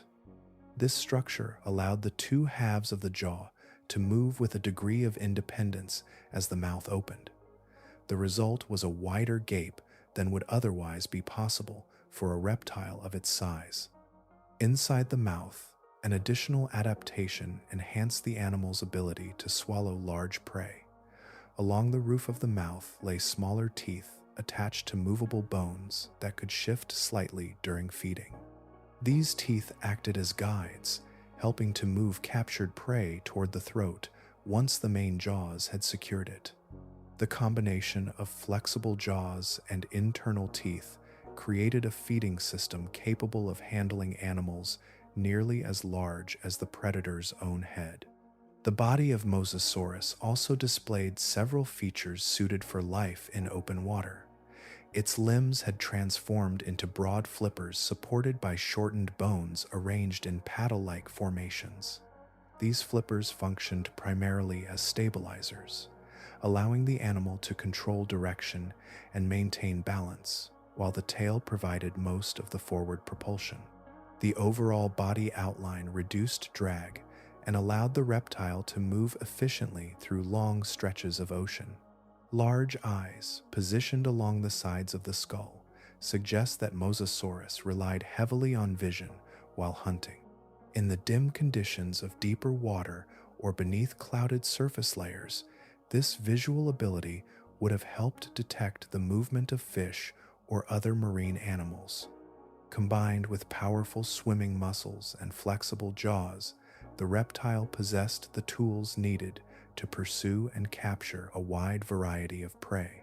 Fossils of mosasaurs appear frequently in marine rocks that once formed the floors of inland seas. Their remains occur alongside fish, ammonites, sharks, and other marine reptiles, indicating that these animals inhabited environments rich in life. Within such ecosystems, Mosasaurus often occupied the role of apex predator, an animal whose size and capabilities placed it near the top of the food chain.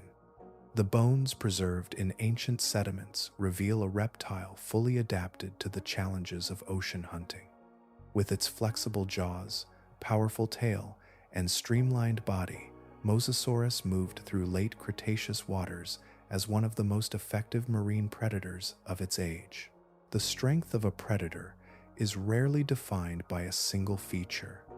In the case of mosasaurs, their success in late Cretaceous oceans emerged from a combination of movement, flexibility, and a feeding system refined for capturing living prey in open water. Together, these traits allowed them to occupy an influential role within marine ecosystems that stretched across vast inland seas and coastal basins. The body of a mosasaur carried a design that balanced power with fluid motion. A long torso connected to a muscular tail that provided the primary force for swimming. This tail moved from side to side in strong rhythmic strokes, driving the animal forward with surprising efficiency for a reptile. At its end, a broad fin helped channel water into thrust, allowing the predator to accelerate when pursuing prey. Along the sides of the body, 4 flippers provided balance and control. These limbs no longer served any purpose for walking on land. Instead, they functioned as stabilizers that allowed the animal to change direction smoothly while swimming. With small adjustments of these flippers, a mosasaur could tilt, roll, or pivot within the water column while maintaining forward momentum. The spine itself also contributed to the animal's agility. The vertebrae allowed the body to bend with considerable flexibility, helping the tail generate strong propulsion, while the front of the body remained stable. This flexibility gave mosasaurs the ability to pursue prey through complex environments such as shallow coastal waters or deeper open seas where quick changes in direction could determine success or failure. At the front of the body, the jaws provided the final instrument of capture. The teeth of mosasaurs were shaped as strong curved cones that pointed slightly backward. This arrangement worked as a gripping system rather than a cutting edge. When the jaws closed around a fish or marine reptile, the teeth anchored the prey securely while the predator adjusted its hold. The curved shape of the teeth made escape extremely difficult. Prey that struggled only pressed deeper against the inward-facing points. Once captured, the animal could be maneuvered toward the throat, where swallowing began. Combined with the flexible jaw joints described earlier, this system allowed mosasaurs to handle prey of considerable size. Evidence for this feeding strategy appears directly within the fossil record. Marine bones discovered in Cretaceous sediments often carry distinctive puncture marks that correspond to mosasaur teeth. These marks appear as deep, circular impressions spaced along bone surfaces in patterns that match the arrangement of teeth within the predator's jaws. Some fossilized shells and bones even show signs of healing around these punctures, indicating that certain prey survived encounters long enough for the wounds to begin repairing. In other specimens, broken bones display crushing damage consistent with powerful bites delivered during predatory attacks. The distribution of these bite marks across various fossil remains suggests that mosasaurs preyed upon a wide range of marine animals. Fish, turtles, ammonites, and even other marine reptiles appear among the victims preserved in stone. Such diversity reflects the adaptability of these predators within ecosystems that contained many potential food sources. Speed, flexible movement, and a secure gripping bite formed the foundation of their dominance. These traits allowed mosasaurs to pursue prey across open water while maintaining the strength needed to subdue struggling animals once captured. Their design suited both the vast expanses of the ocean and the crowded environments of shallow seas where prey gathered in abundance. Within the final chapters of the Cretaceous period, mosasaurs moved through marine environments as powerful hunters shaped by millions of years of evolutionary refinement. Their bodies combined motion and force in ways that allowed them to thrive across ancient oceans, leaving behind fossil traces that still reveal how effectively they ruled the seas of their time. Across the center of what is now North America, the land once lay beneath a vast inland sea that stretched from the Arctic Ocean to the Gulf of Mexico.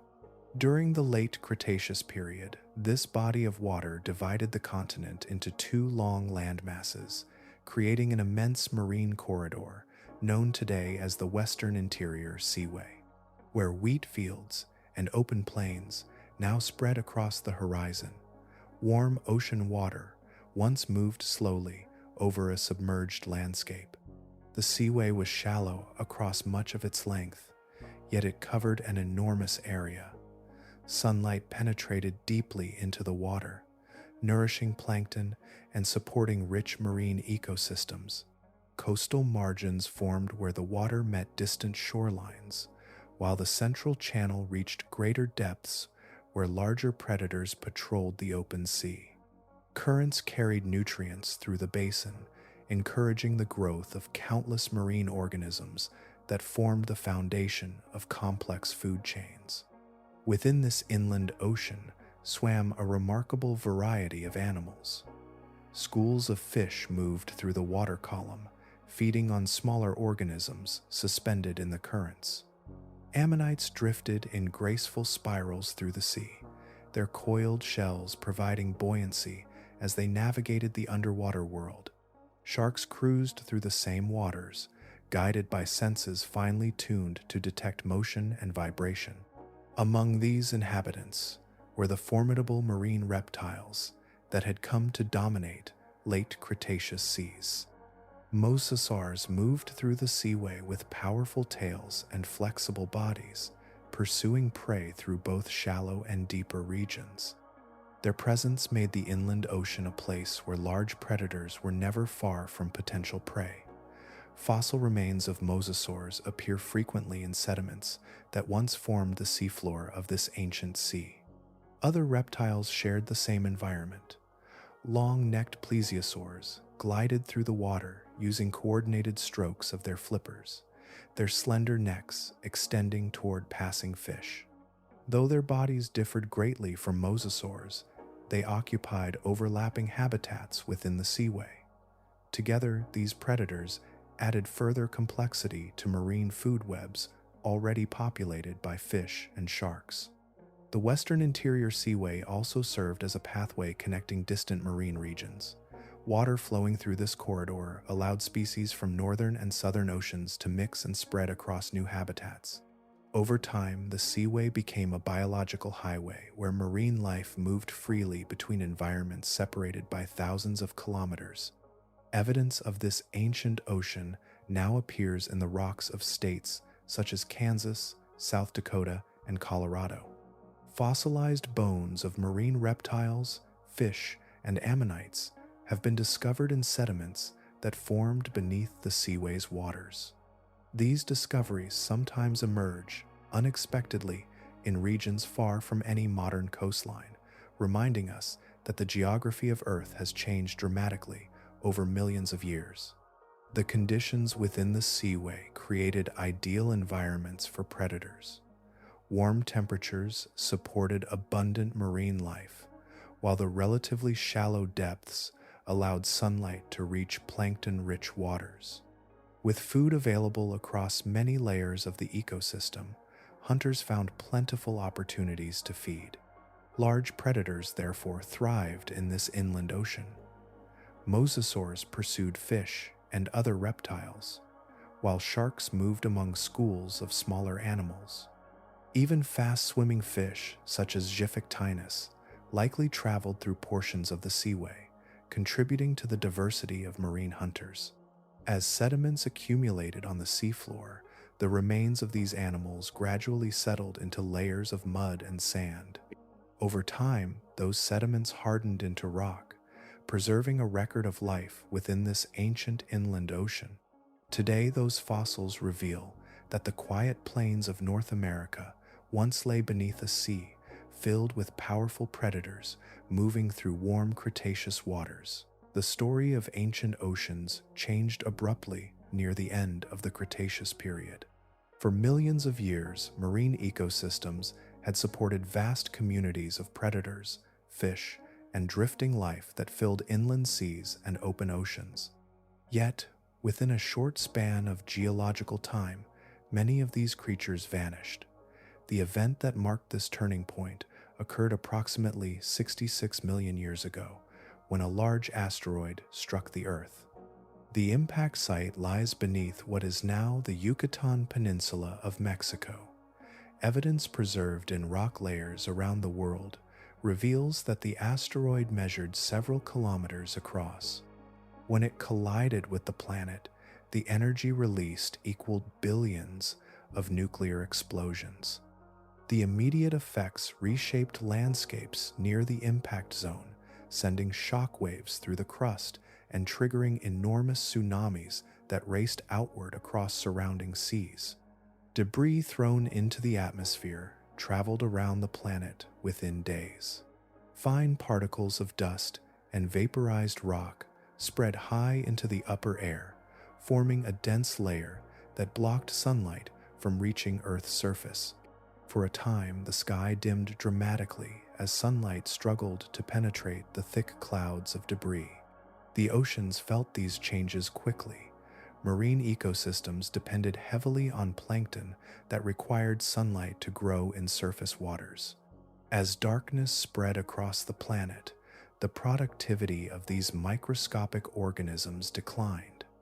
Without the steady renewal of plankton populations, the base of the marine food web began to weaken. Small animals that fed directly on plankton soon faced shortages of food. Fish that relied on these animals experienced the effects soon after.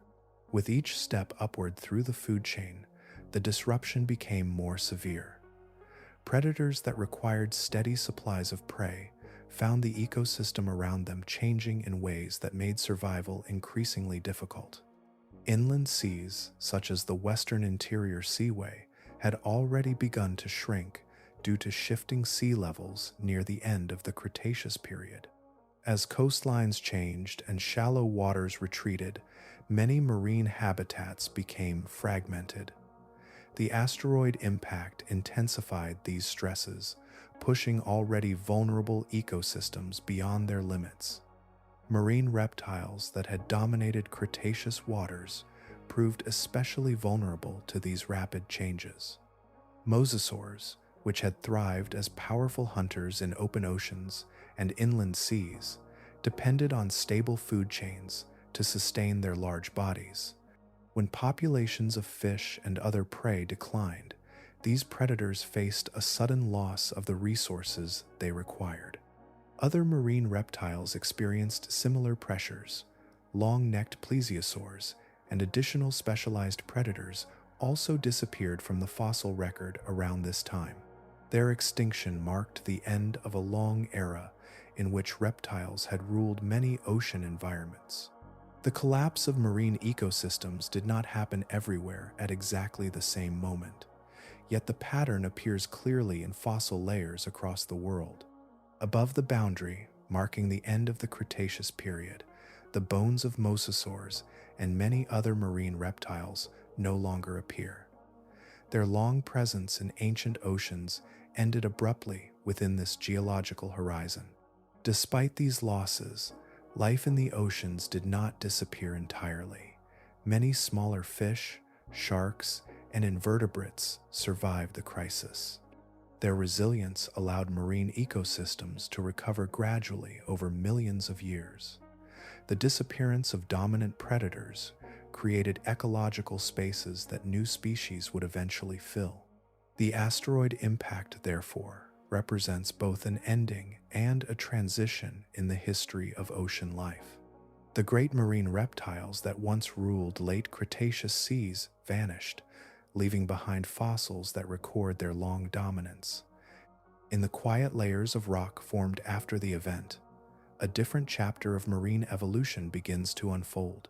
In the layers of rock that formed after the Great Extinction, the oceans appear quieter in the fossil record. Many of the large reptiles that once moved through Cretaceous waters had vanished, leaving an absence that stretched across marine ecosystems. Yet the seas themselves did not fall silent. Beneath the recovering surface of the planet, life continued in smaller forms that endured the sudden upheaval. Among the survivors were sharks, whose lineage had already persisted through multiple changes in Earth's history. Their flexible bodies and varied diets allowed them to endure environmental shifts that eliminated more specialized predators. Some species inhabited deeper waters where conditions remained more stable, while others fed opportunistically on a wide range of prey. This adaptability provided a resilience that proved vital during the uncertain period following the asteroid impact. Smaller fish also survived in considerable numbers. Many of these animals required fewer resources than the large predators that had disappeared. Their rapid reproduction allowed populations to recover more quickly once environmental conditions began to stabilize. In the wake of widespread disruption, these fish formed the early foundation of marine communities, rebuilding across the world's oceans. The recovery of ocean ecosystems unfolded gradually over thousands and then millions of years. At first, the seas contained fewer large animals and simpler food webs. Plankton populations slowly returned to their earlier abundance as sunlight again reached the ocean surface. With this microscopic life restored, small invertebrates and fish regained reliable sources of nourishment. As prey species increased, predators followed. Sharks diversified into new forms, exploring ecological roles once filled by extinct marine reptiles. Some species grew larger and more specialized, while others remained agile hunters of smaller prey. Their presence helped restore balance within marine food chains that had been disrupted by the extinction event. New groups of marine animals also began to appear during this time. Early ancestors of modern marine mammals evolved from land-dwelling creatures that returned to the sea in later geological periods. These animals would eventually develop bodies adapted for swimming and hunting in ocean environments. Their emergence marked another stage in the continuing transformation of marine ecosystems. The oceans themselves played an important role in supporting recovery. Water circulates across the planet through vast current systems that transport nutrients and oxygen between distant regions. These movements gradually restored productivity to marine environments that had suffered during the aftermath of the asteroid impact. Coastal areas, deep basins, and open ocean habitats each contributed to the rebuilding of complex communities. Fossils from early Paleogene rocks reveal this slow renewal of life. Fish skeletons become more numerous again, while shark teeth appear frequently in sediments that formed beneath recovering seas. Each discovery reflects a stage in the rebuilding of ecosystems that had nearly collapsed during the extinction event. Over time, the diversity of marine life increased steadily. Species adapted to new conditions, filling ecological spaces left vacant by extinct reptiles and fish. The oceans that emerged from this long recovery were not identical to those that had existed during the Cretaceous period. Instead, they represented a reshaped world where new groups of animals carried forward the ongoing story of marine evolution. The survival of sharks and smaller fish therefore formed the starting point for a new chapter in ocean history. From these resilient lineages grew ecosystems that would support future generations of marine life. In the quiet continuity of these survivors, the oceans began again to nurture predators, prey, and the countless forms of life that move through the ever-changing waters of the planet. Long after the disappearance of the great marine reptiles, the oceans slowly regained their complexity. New predators appeared in waters that had once been ruled by mosasaurs and other ancient hunters. Among the creatures that began to shape this renewed world were sharks, whose ancestors had endured the extinction and quietly persisted through the recovery that followed. These survivors carried evolutionary advantages that had already proven their value through earlier upheavals. Their skeletons were built from cartilage rather than dense bone, allowing bodies that were both flexible and efficient in motion. Their teeth formed in continuous rows that could be replaced throughout life, ensuring that damage from feeding or combat never left a predator unarmed for long. Over millions of years, these traits allowed sharks to explore many roles within the rebuilding oceans. As marine ecosystems expanded again, certain lineages of sharks grew larger and more specialized. The increasing abundance of fish and marine mammals provided new opportunities for predators capable of pursuing large prey. In response, some sharks evolved bodies designed for powerful swimming through open water, with muscular tails that drove them forward in long, steady strokes. The fossil record preserves this transformation in the form of teeth scattered through ancient sediments. Shark skeletons rarely fossilize completely because cartilage decays quickly, yet their teeth remain remarkably durable. In coastal cliffs and seabed deposits from the Cenozoic era, these teeth appear in vast numbers, revealing the presence of sharks that grew steadily larger as time progressed. Among the most striking discoveries are teeth of unusual size, thick and triangular, with finely serrated edges along their sides. Early paleontologists who uncovered them recognized that they belonged to a predator far larger than any shark living today. These teeth, some exceeding the width of a human hand, hinted at the existence of an animal capable of hunting the largest creatures of its time. The shark responsible for these fossils is now known as Megalodon, a name meaning great tooth. Estimates based on the size and proportions of its teeth suggest a body length that may have exceeded 15 meters. Such dimensions place it among the largest predatory fish ever to inhabit the oceans. Megalodon lived during the Miocene and early Pliocene epochs, long after the extinction that ended the age of marine reptiles.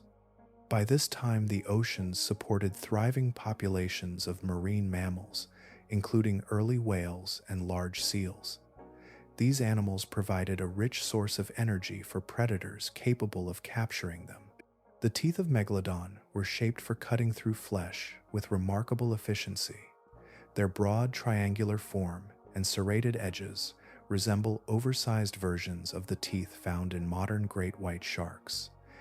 When arranged in multiple rows within the jaw, they formed a formidable array of blades designed to grip and slice through large prey. Evidence of Megalodon's feeding habits appears in fossil bones of ancient whales that carry deep bite marks. Some skeletons preserve patterns of damage that match the size and spacing of Megalodon teeth, suggesting encounters between predator and prey in open ocean waters. These traces allow paleontologists to reconstruct moments of interaction that occurred millions of years ago. The rise of such enormous sharks reflects the gradual rebuilding of marine food webs following the ancient extinction event. As plankton populations flourished and fish multiplied, larger predators evolved to take advantage of the growing abundance of life. Over time, Megalodon became one of the most powerful hunters in the oceans of its era. Within the long history of Earth's seas, the emergence of giant sharks represents another transformation in the balance of marine life. Predators changed, prey changed, and ecosystems continued their quiet evolution. In this renewed world of open water and drifting continents, the shadow of Megalodon moved through the depths as the oceans entered yet another chapter of their ancient story. Far above the quiet seafloor, where ancient sediments slowly gathered, a vast predator once traveled through the open oceans of the Miocene world. The seas had already entered a new age of life, one shaped by fish, sharks, and growing populations of marine mammals. Within this evolving environment, a single hunter rose to a scale rarely achieved by any fish before or since. This animal, known as Megalodon, carried a body whose proportions reveal both strength and efficiency. Modern scientific reconstructions suggest a length that may have reached between 15 and 20 meters. Such estimates arise from comparisons with living sharks whose skeletal structure follows similar patterns. By measuring the size of fossil teeth and examining how they relate to body length in modern species, researchers have gradually assembled a picture of an animal whose presence would have filled the surrounding water with quiet authority. Unlike creatures whose bones fossilize easily, Megalodon left behind only fragments of its anatomy. Its skeleton consisted largely of cartilage, a material that rarely survives the passage of geological time. Yet its teeth, thick and mineralized, endured with remarkable durability. These teeth are found embedded in sedimentary rocks across nearly every ocean basin, scattered like small relics of a vanished giant. Along the coastlines of North and South America, in deposits from Europe, Africa, and parts of Asia, these teeth emerge from ancient marine layers.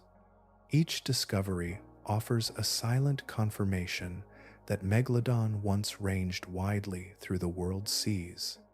Their global distribution suggests an animal capable of traveling enormous distances through open water, moving between productive feeding grounds separated by entire oceans. The shape of these teeth reveals the nature of the predator that carried them. Broad triangular blades line their edges with delicate serrations, creating cutting surfaces designed to slice through thick tissue. When arranged in several rows within the jaw, they formed a powerful mechanism capable of gripping and severing large prey. Marine mammals had begun to flourish during the Miocene period. Early whales, seals, and other ocean-dwelling mammals moved through coastal waters and open seas, forming populations that provided rich sources of energy. The emergence of these animals created opportunities for predators capable of capturing them. Fossil evidence preserves subtle traces of these encounters. Some ancient whale bones display deep gouges, whose size and spacing correspond closely to Megalodon teeth. In certain cases, the marks appear on ribs and vertebrae, suggesting powerful bites delivered during attacks. These remnants allow paleontologists to reconstruct moments that unfolded far beneath the ancient ocean surface.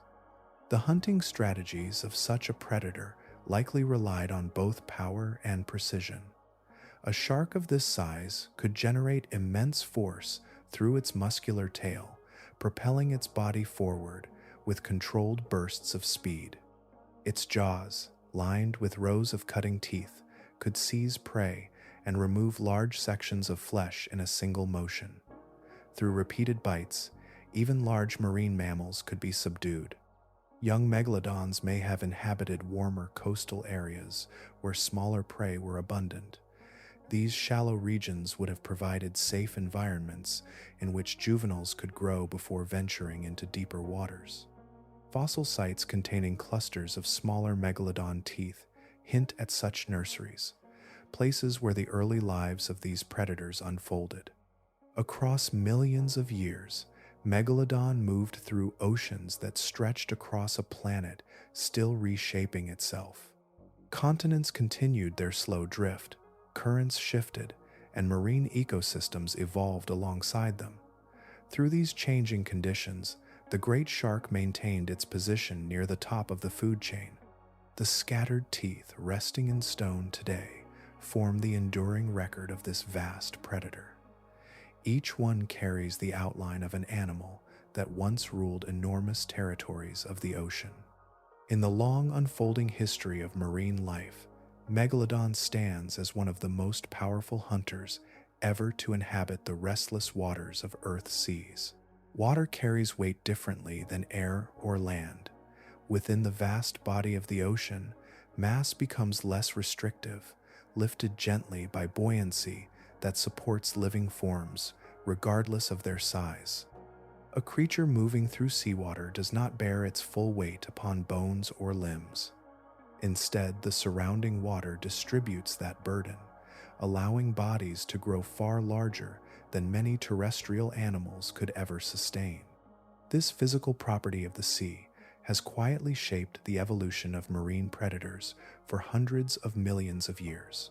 In water, the skeleton does not need to hold the entire mass of the body upright against gravity. Muscles guide motion rather than resisting collapse. Because of this balance between body and environment, marine animals can develop dimensions that would be impossible for land dwellers carrying their full weight with every step. Large size brings advantages for predators that roam wide oceans.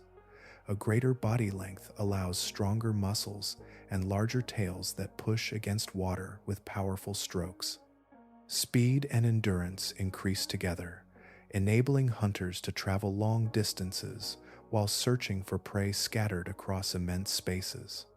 The open ocean rewards creatures capable of sustained movement, and large bodies support the energy systems needed for such journeys. At the same time, the oceans sustain complex food chains that extend from microscopic life to the largest animals on the planet. Sunlight reaching the upper layers of the sea supports the growth of phytoplankton, tiny drifting organisms that convert light into chemical energy. These microscopic producers form the first step of a chain that rises gradually through countless layers of marine life. Small animals feed upon the plankton, gathering in immense numbers that shimmer through surface waters. Fish consume these animals, and larger fish pursue them in turn. Marine mammals join the web as both predators and prey, moving through coastal shelves and deeper basins. Each level transfers energy upward through the ecosystem, allowing large hunters to exist at the top of the chain.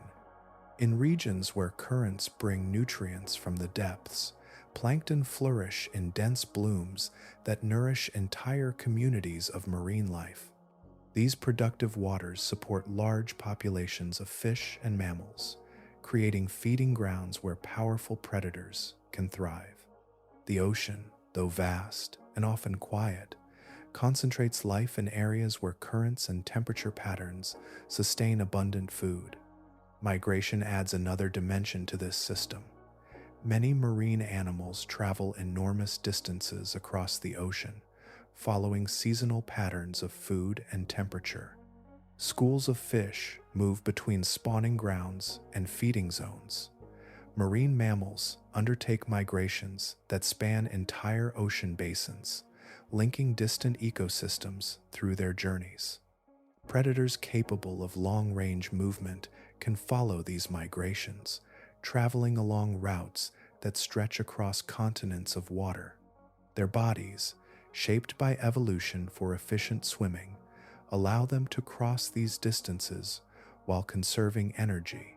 Through these journeys, they encounter prey populations that shift throughout the year, sustaining predators that might otherwise struggle to find consistent food. Large size assists in these migrations as well. Bigger bodies store greater energy reserves in the form of muscle and fat. These reserves provide endurance during long movements through open seas where food may appear only intermittently. The ocean, therefore, favors predators capable of maintaining strength and stability over extended distances. Within this immense and shifting environment, giant predators arise naturally from the interplay of buoyancy, food availability, and movement across global waters. The sea provides space, support, and energy pathways that allow such animals to exist without the limitations imposed by gravity on land. Over the long history of marine life, these conditions have repeatedly produced large hunters that roam the depths. Their forms change with time as ecosystems evolve, yet the underlying forces remain constant. The ocean continues to shape predators whose scale reflects the quiet power of the environment that carries them. Across the long history of Earth's oceans, life has never remained still. Each generation of creatures enters a world shaped by those that came before, inheriting environments already defined by pursuit and survival. Within this quiet continuity, predators and prey influence one another in ways that slowly guide the direction of evolution itself. In every marine ecosystem, animals depend upon one another through intricate relationships of feeding and defense. A small fish may spend its life searching for drifting food while constantly avoiding the hunters that move through its world. Larger predators refine their senses and speed to capture these fish, while the prey develop sharper awareness, quicker reflexes, and bodies shaped for sudden escape. Over countless generations, these adjustments accumulate, leaving traces in the anatomy of each new species. The ocean provides an enormous stage for this process. With vast spaces and countless habitats, new opportunities continually arise for organisms capable of filling them. Coral reefs, deep basins, coastal shelves, and open waters each support different communities of life. In every region, the balance between predator and prey forms a living system that shifts gradually through time. When prey populations grow abundant, predators often increase in number as well. A plentiful supply of food allows hunters to survive more easily, raising the chances that their young will reach maturity. As predator populations expand, pressure on prey species becomes stronger. Those individuals able to avoid capture gain a greater chance of survival, passing their traits to the next generation. These small advantages accumulate across thousands of years, Fish may develop bodies that move more efficiently through water. Some evolve colors that blend into their surroundings, while others form schools that confuse predators through synchronized motion. Meanwhile, predators evolve their own improvements, refining vision, speed, and jaw structure to overcome these defenses. This gradual exchange forms a cycle that never truly ends. Whenever prey species change, predators must adapt in response. When predators improve their ability to hunt, prey populations respond with new strategies of survival. Through this ongoing interaction, the diversity of marine life continues to expand. Environmental change also plays a role in shaping these cycles. Shifting climates alter ocean temperatures and currents, influencing where certain species can live. Sea levels rise and fall over geological time, creating new coastlines and shallow seas. In these newly formed habitats, organisms encounter unfamiliar conditions that encourage further adaptation. Occasionally, an extinction event removes dominant predators from an ecosystem. When this occurs, ecological space opens for other animals capable of filling the vacant role. Species that once lived in the shadow of larger hunters may begin to expand, gradually evolving into the next generation of top predators. In this way, the disappearance of one group often becomes the beginning of another. The fossil record reflects this repeating pattern. Ancient seas once contained armored fish that ruled Devonian waters, later replaced by marine reptiles, then by enormous sharks and other hunters. Each era produced its own dominant predators, shaped by the environments and prey available at the time. Yet no predator remains supreme forever. Over millions of years, conditions shift, prey evolve new defenses, and ecosystems transform. When one lineage fades, another slowly rises to occupy its place. The ocean continues its quiet process of renewal, guided by the endless exchange between hunter and hunted. Within the steady rhythm of these cycles, marine life continues to evolve without pause. Every species carries the legacy of countless adaptations shaped by this long dialogue between survival and pursuit.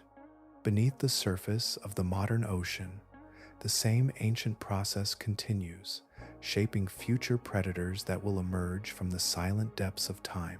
Stone preserves only fragments of the ancient oceans. Beneath layers of sediment that hardened over millions of years lie scattered remnants of creatures that once moved through water now vanished. These traces allow glimpses into distant eras, yet the picture they create remains incomplete, shaped as much by absence as by discovery. The fossil record forms slowly when organisms become buried in mud or sand before decay erases their bodies. Over time, these sediments compress and transform into rock, preserving bones, teeth, shells, or impressions within their layers. Each fossil is therefore the result of a rare sequence of events where death, burial, and geological change align with remarkable precision. Because this process occurs under specific conditions, many animals leave no trace behind.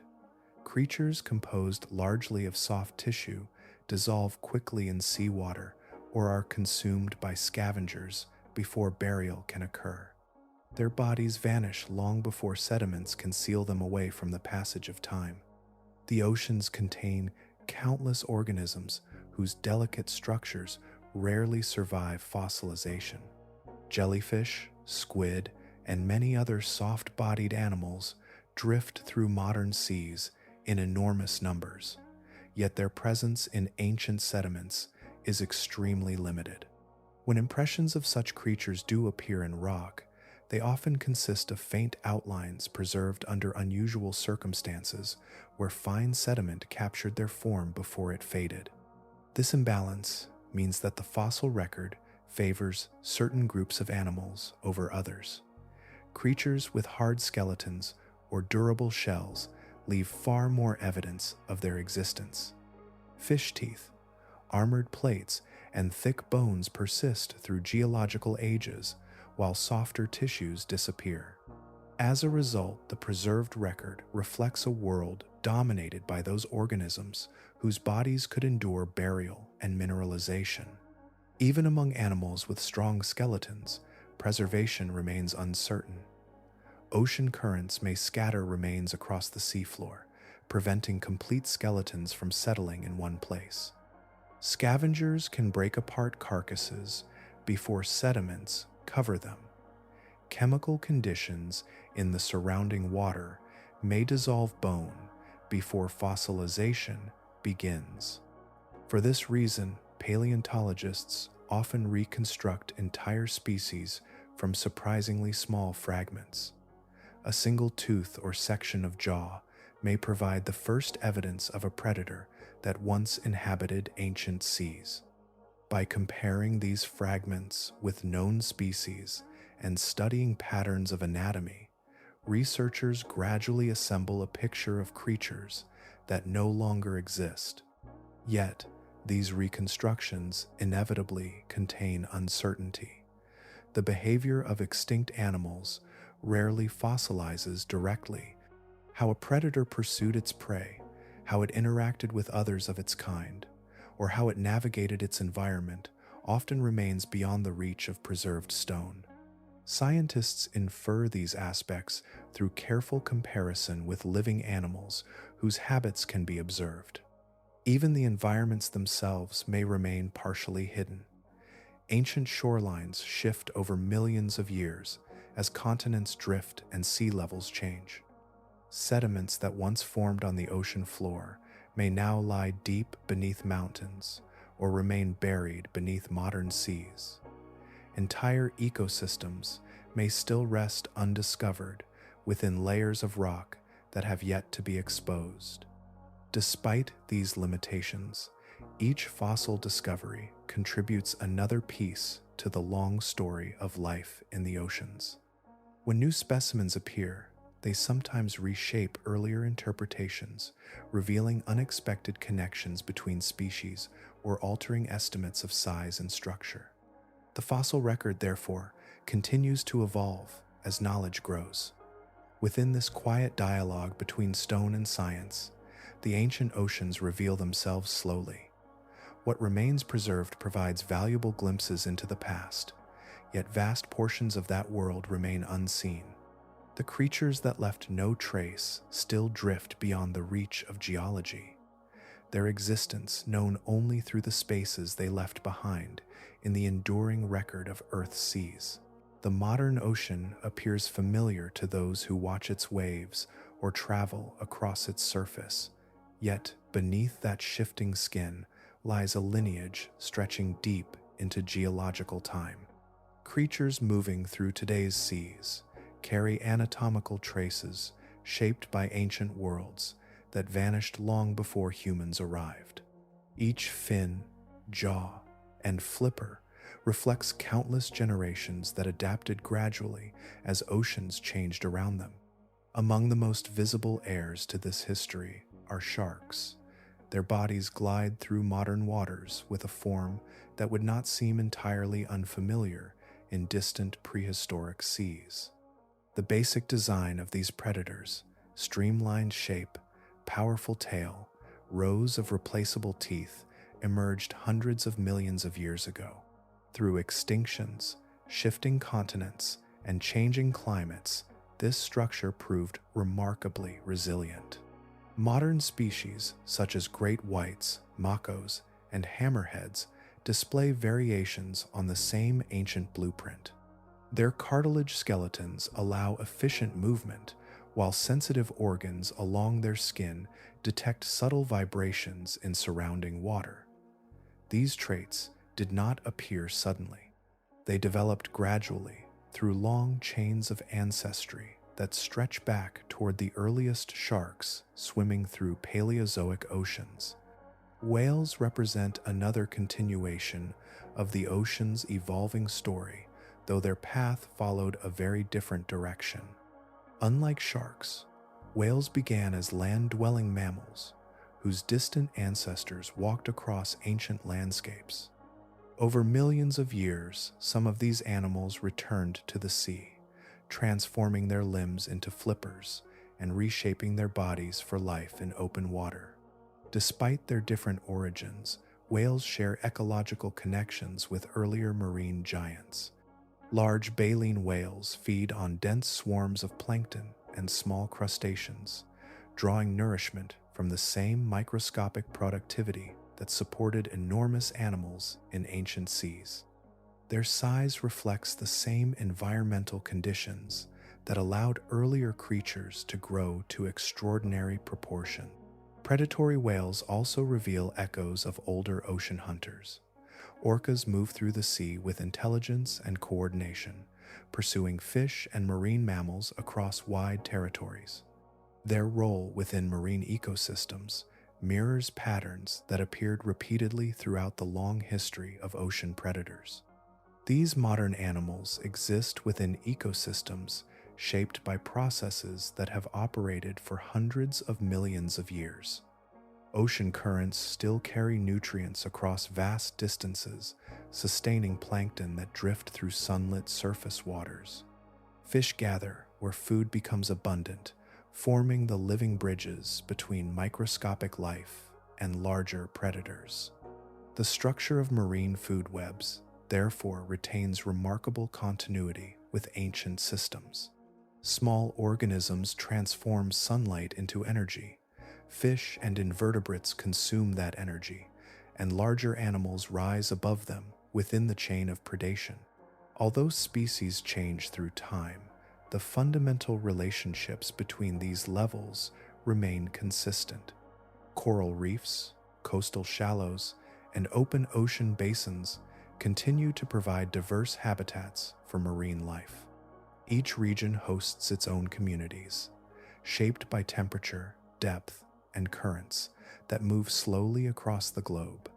Within these environments, the legacy of past evolution guides the forms and behaviors of modern species. Even the migration routes, followed by whales and sharks, echo patterns established long ago. Many marine animals travel across thousands of kilometers in search of food or breeding grounds, linking distant ecosystems through seasonal journeys. These movements reflect ancient rhythms of ocean productivity that still shape life beneath the waves. In this continuity of structure and behavior, the modern ocean carries the imprint of its distant past. Sharks patrol the depths with bodies refined through immense spans of time, while whales navigate currents that once supported entirely different forms of life. Together, they inhabit ecosystems that remain part of an unbroken evolutionary story. Beneath the surface of today's seas, the legacy of ancient oceans continues quietly. Each living predator, each drifting school of fish, and each current moving through the depths contributes to a system that has endured through countless ages, carrying forward the long memory of life within the world's waters. Long before forests covered continents or animals walked across dry land, the ocean already held a living world. In those early waters, life first learned to grow, divide, and transform sunlight into energy. The sea became the original cradle of Earth's biology, a place where simple organisms slowly gave rise to the extraordinary diversity that would later spread across the planet. Over immense stretches of time, this watery realm shaped the direction of evolution. The earliest predators appeared here, developing senses and movement that allowed them to pursue other creatures through drifting currents. With each generation, the balance between hunter and prey deepened, forming the foundation of ecological relationships that continue to guide life today. Ancient seas once carried predators unlike anything alive in the modern world. Armored fish patrolled Devonian waters, their jaws forming new tools for capturing prey. Giant reptiles later returned from land to become masters of Jurassic and Cretaceous oceans, gliding through vast inland seas and open basins. Enormous sharks eventually replaced them, rising through food chains that had rebuilt themselves after extinction reshaped marine ecosystems. These creatures existed in oceans that were never truly still. Continents shifted slowly across the globe, altering coastlines and currents. Sea levels rose and fell, sometimes flooding entire regions before retreating again. Each change created new environments where evolution continued its quiet work. Within these shifting conditions, predators refined their bodies in response to the world around them. Some developed powerful jaws capable of crushing bone, while others evolved speed and streamlined forms for swift pursuit. The prey they hunted adapted in return, shaping the next cycle of change. Over millions of years, these interactions guided the endless transformation of marine life. Even when extinction erased entire groups of animals, the ocean did not lose its vitality. Life endured in smaller forms that survived the upheaval. From these survivors, new ecosystems slowly emerged, carrying forward traits inherited from distant ancestors. The sea proved capable of renewal, rebuilding communities again and again across the vast canvas of geological time. Modern oceans continue this story. Sharks move through deep water with bodies refined across ancient ages. Whales travel enormous migration routes, guided by currents and seasonal patterns of food.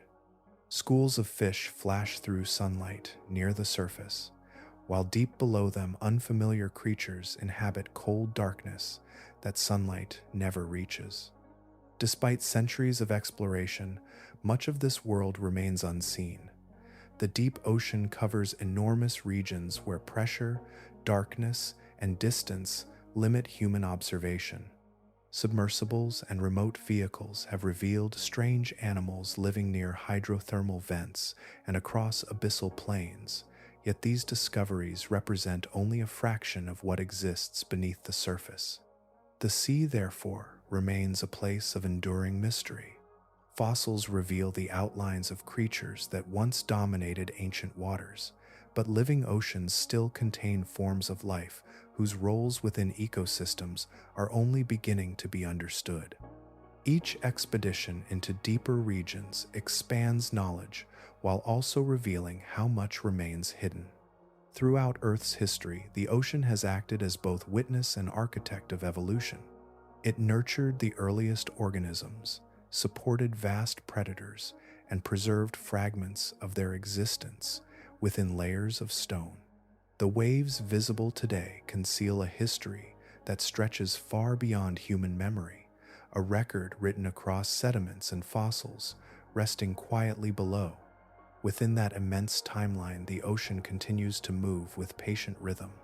Currents carry nutrients through the depths, tides rise and fall beneath the pull of the moon, and living creatures drift, swim, hunt, and grow within its vast expanse. The same forces that shaped ancient seas remain active today, guiding the ongoing evolution of life beneath the surface. In this continuity lies the quiet power of the ocean. It endures across ages, shaping life through slow and persistent change, while holding within its depths the memory of worlds long vanished.